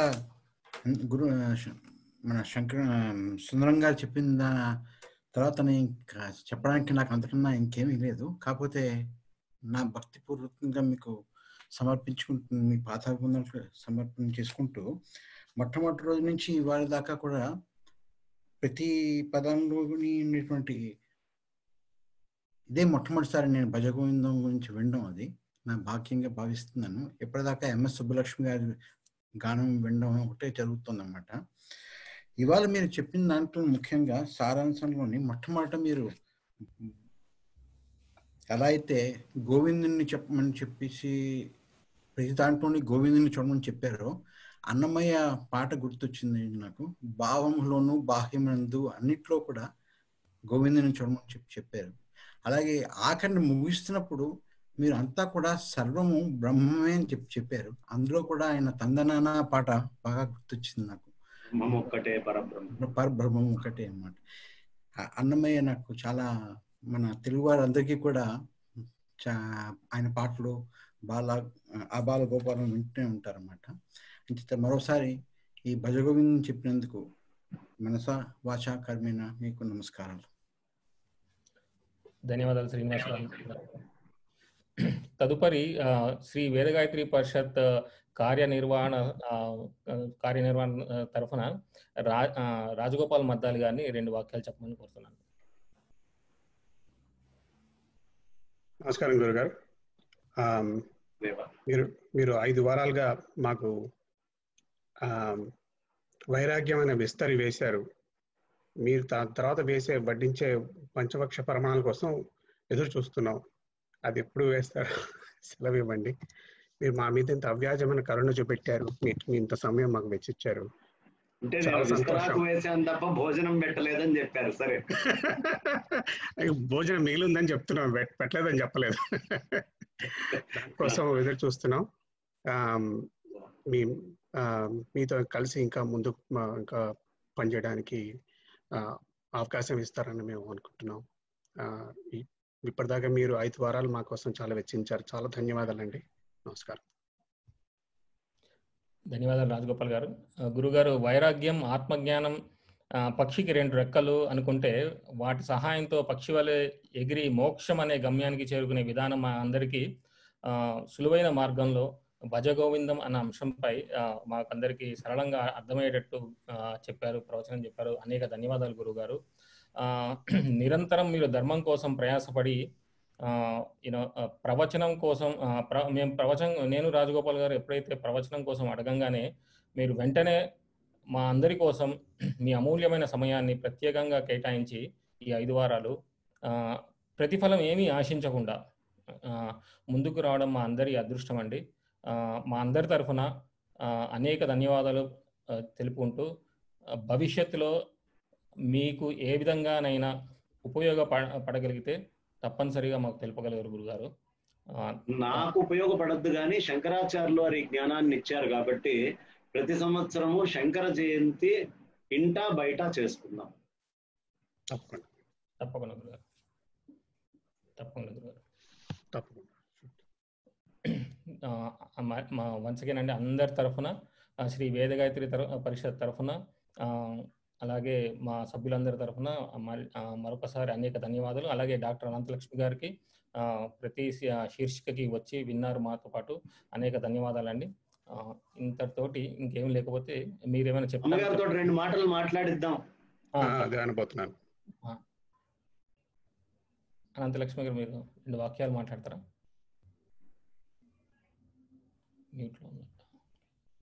వినపడుతోందండి? వినిపిస్తుంది. శ్రీ గురుభ్యో నమః. శ్రీ మహాగణాధిప శ్రీమాత్రే నమః. శ్రీ వేదగాయత్రి పరిషత్ వారు సముద్రాల అవతల ఉండి కూడా ఏ ఆదిశంకరులు ఈ భూమి మీద పుట్టితే కూడా ఇక్కడున్నటువంటి వాళ్ళు చేయనటువంటి పని అంత దూరంలో ఉండి మీరు చాలా చక్కగా నిర్వర్తించారు. మీకు ముందుగా ధన్యవాదాలు తెలియచెప్పాలి, అభినందనలు కూడా తెలియచెప్పాలి. చక్కగా ఎక్కడ ఉన్నా మన సంస్కృతి సంప్రదాయాలు మర్చిపోకుండా పాటిస్తున్నందుకు అభినందనలు. బంగారయ్య శర్మ గారి గురించి మేమేం చెప్తామంటే ఆయన బంగారం అంతే. సనాతన ధర్మానికి కట్టుబడి దాన్ని అభివృద్ధికి పరిపూర్ణంగా కృషి చేస్తూ జీవితాన్నంతా దానికే వెచ్చించినటువంటి ఆ మహానుభావుడు. నాకన్నా వయసులో చిన్న గనక ఆయనున్న స్థానానికి గౌరవించాలి, వయసు ప్రకారం ఆశీర్వదించాలి. అందువల్ల ఆయన ఎప్పుడు అభినందిస్తూనే ఉంటాను. నేను ముచ్చట పడే వ్యక్తుల్లో ఒకరండి ఆయన. కొంతమందిని చూస్తే నాకు ముచ్చట అనిపిస్తుంది. అటువంటి ముచ్చట పడే వ్యక్తుల్లో బంగారయ్య శర్మ గారు ఒకరు. చాలా చక్కగా అసలు గోవిందుణ్ణి ఎందుకు భజించాలి అనేటటువంటి విషయాన్ని ఆయన గోవిందుణ్ణి భజించమని ఎందుకు చెప్పారండి, శంకర్లు అనేటటువంటి అంశాన్ని చాలా చక్కగా చెప్పి, నిజం చెప్పాలంటే భజగోవిందం ఎంత ఆధ్యాత్మిక విషయాలను తెలియచెప్తుందో అంత సామాజికమైనటువంటి విషయాలని, మనిషి ప్రవర్తన నియమావళిని, నిత్య జీవితంలో ఆధ్యాత్మికతని ఎలా మేళవించుకుని అన్ని రంగాలలోనూ, ఒక్క రంగం అని చెప్పడానికి వీల్లేదు, అన్ని రంగాలలోనూ దాన్ని మేళవించుకుని ఏ విధంగా కొనసాగించుకోవాలి, జీవితం అంతా కూడా ఆధ్యాత్మిక జీవనంగా ఎలా సాగుతుంది, రోజు కొంచెం సేపు ఆధ్యాత్మికతకి కేటాయించడం కాదు, 24 గంటలు ఆధ్యాత్మికంగా జీవనం గడపాలంటే ఎలా ఉంటుంది, ఎలా ఉండాలి అనేటటువంటి విషయాలని ఆచరణాత్మకమైన అంశాలను అద్భుతంగా చెప్పినటువంటిది ఈ మోహముద్గర నామంతో ఉన్నటువంటి ఈ భజగోవిందమని లోకంలో ప్రసిద్ధి పొందింది. దానిని చక్కగా కూలంకషంగా, లోతుగా, విస్తారంగా, అంటే ఇన్ డెప్త్ చెప్పారు, ఇన్ బిట్ మొత్తం కూడా ఈ 2 విషయాల్లోనూ చాలా చక్కగా చెప్పారు. నాకు చాలా ఆనందం కలిగింది. ఒకటి, మొదటిసారి విన్నప్పుడు అద్భుతం, ఆశ్చర్యం అని అనిపిస్తాయి. ఏదన్నా తెలిసిన విషయాన్ని మరికొంత వివరణతో మళ్ళీ వింటుంటే ఆనందంగా అనిపిస్తుంది. అటువంటి ఆనందాన్ని నేను ఈ సెషన్స్ లో పొందాను. అవకాశం కల్పించినటువంటి శ్రీ వేదగాయత్రి పరిషత్, నన్ను కాంటాక్ట్ చేసి మాట్లాడినటువంటి శ్రీ రాజేష్ గారికి, మీ సభ్యులందరికీ కూడా ధన్యవాదాలు చెప్తూ, మంచి పాటలు వినిపిస్తున్నారు, మంచి చర్చ జరుగుతోంది. మీ చర్చ వింటుంటే ఎంత లోతుగా మీరు కూడా విషయాన్ని అవగాహన చేసుకుని ఆచరణ చేస్తున్న వాళ్ళు మాత్రమే ఈ రకమైనటువంటి ప్రశ్నలు వేయడానికి అవకాశం ఉందని నాకు అనిపించింది. కనుక మీ అందరికీ కూడా అభినందనలు చెప్తూ ధన్యవాదాలు. ధన్యవాదాలండి. చాలా ఒక్క కీర్తన ఏదైనా నా కోరిక ఏంటంటే, ఇందాక పాడారు కదా మన శ్రావణి అను ఇద్దరు, రమణి గారు ఇద్దరితోటి ఉంటే పాడించండి. తప్పకుండా. రమణి గారు ఉన్నారనుకుంటా. రమణి గారు ఏదైనా మంగళం. తప్పకుండా అండి. మర్చిపోయినారు. రమణి గారు మీకు వీలవుతే ఒకసారి అన్మ్యూట్ చేసుకుని పాడగలరు.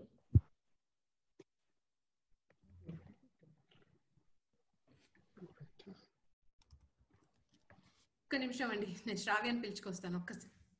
తప్పకుండా అండి, పర్లేదు. వెనకాల ఛత్రపతి శివాజీ కనిపిస్తున్నాడు అద్భుతంగా నిల్చొని, చాలా బాగుంది. ఇంత లోపల ఈ సత్సంగానికి సూత్రధారి అయిన మద్దాలి రాజగోపాల్ గారికి మరియు టెక్నికల్ సహాయం అందజేసిన కిషోర్ చామర్తి గారికి, అలాగే వేదగాయత్రి పరిషత్ నిర్వహణ కార్యవర్గానికి, ప్రత్యక్షంగా పరోక్షంగా సహాయపడిన గాయత్రి స్వరూపులందరికీ పేరు పేరున ధన్యవాదాలండి. అమోఘమైన కార్యక్రమం, మాకు చాలా జ్ఞానోపార్జన జరిగింది. చాలా అనేక ధన్యవాదాలండి.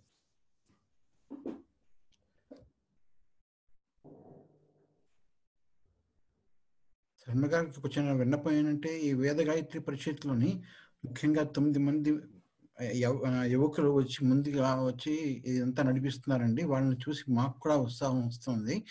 వాళ్ళని ప్రత్యేకంగా ఆశీర్వదించమని మిమ్మల్ని కోరుతున్నాను. తప్పకుండా వాళ్ళని ఆశీర్వదిస్తూనే, చేరినటువంటి పదవ యువకులైన మీకు కూడా అలాగే ఎప్పుడూ యోగ్యమైనటువంటి బలము పరమాత్మ ఇవ్వాలని మనసా కోరుకుంటున్నాను. మీరు కూడా యువకులే నా దృష్టిలో.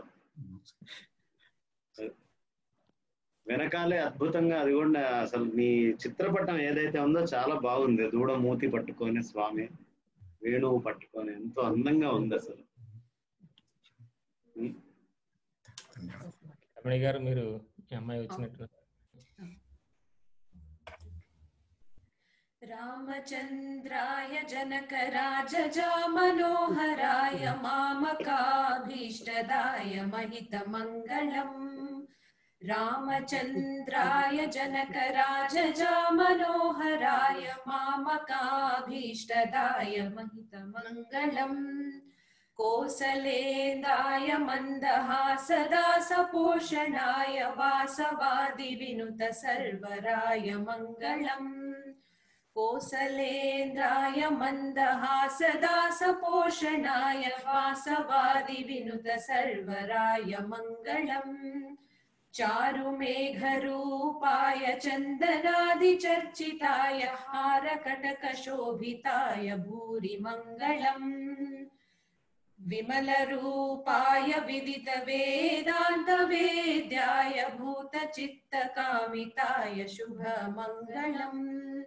रामदासाय मृदुलहृदयकमलवासाय स्वामी भद्रगिरिवराय सर्वमङ्गलम् रामचन्द्राय जनकराजजामनोहराय मामकाभीष्टदाय महितमङ्गलम् महितमङ्गलम् महितमङ्गलम्. చాలా బాగుందమ్మా.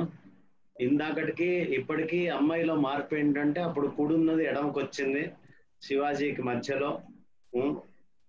చాలా చక్కగా పాడుతున్నావు. నేర్చుకుంటున్నావు అమ్మా నువ్వు సంగీతము? ఎవరి దగ్గర? ఇక్కడే ఆయన పేరు క్రాంతి కిరణ్ ముదిగొండ గారని ఆ అబ్బాయి ఇక్కడే ముదిగొండ అంటే ఆరాధ్యుల వైదికుల? ఆరాధ్యులే, పండితారాధ్యులు. పండితారాధ్యులు రెండు ఉన్నాయి ముదిగొండ. నేర్పిస్తారు. మా గురువు గారు వారు కూడా ముదిగొండ వారే, కాకపోతే వారు స్మార్తులు. అలా చిన్న మార్పు. చాలా చక్కగా పాడుతున్నావమ్మా. బ్రహ్మాండంగా నేర్చుకొని ఇంకా బాగా పాడాలి. భవిష్యత్తులో కచేరీలు ఇవ్వాలి. అది మీ ఆశీర్వాదం ఉంటే. ఆల్రెడీ ఇచ్చావా ఎక్కడైనా? లేదండి, ఇంకా ఇప్పుడే 12th క్లాస్ అయిపోయింది. సో కొంచెం ఇంకా నేర్చుకుని ఆ తర్వాత. ఓకే, దిగ్విజయంగా చక్కగా నేర్చుకొని మంచి అభివృద్ధిలోకి రాగాక. బాగుంది. అయిపోయిందా? అవునండి, సరేనండి, ముగిద్దాం. ఓకే, ధన్యవాదాలు. ప్రజాభ్య పరిపాలయంతాం న్యాయేన మార్గేణ మహిం మహిషాః గోబ్రాహ్మణేభ్యః శుభం లోకాః సమస్తాః సుఖినో భవంతు. ధన్యవాదాలండి. సర్వస్తరతు దుర్గాణి సర్వే భద్రాణి పశ్యతు సర్వసద్బుద్ధిమాప్నోతు సర్వసర్వత్ర నందతు సర్వే సంతు సుఖినః సర్వే సంతు నిరామయాః సర్వే భద్రాణి పశ్యంతు మా కశ్చిద్ దుఃఖమాప్నుయాత్ దుర్జనః సజ్జనో భూయాత్ సజ్జనః శాంతిమాప్నుయాత్ శాంతో ముచ్యేత బంధేభ్యో ముక్తశ్చాన్యాన్ విమోచయేత్ మూకం కరోతి వాచాలం పంగుం లంఘయతే గిరిం యత్కృపాతమహం వందే పరమానందమాధవం. స్వస్తి ప్రజాభ్యః పరిపాలయంతాం న్యాయేన మార్గేణ మహిషాః గోబ్రాహ్మణేభ్యః శుభమస్తు నిత్యం. లోకాః సమస్తాః సుఖినో భవంతు. ధర్మస్య జయోస్తు అధర్మస్య నాశోస్తు ప్రాణిషు సద్భావనాస్తు విశ్వస్య కళ్యాణమస్తు. గోమాతా కీ జై, భూమాతా కీ జై, వేదమాతా కీ జై. హరి ఓం తత్సత్. నమస్కారం గురుగారు.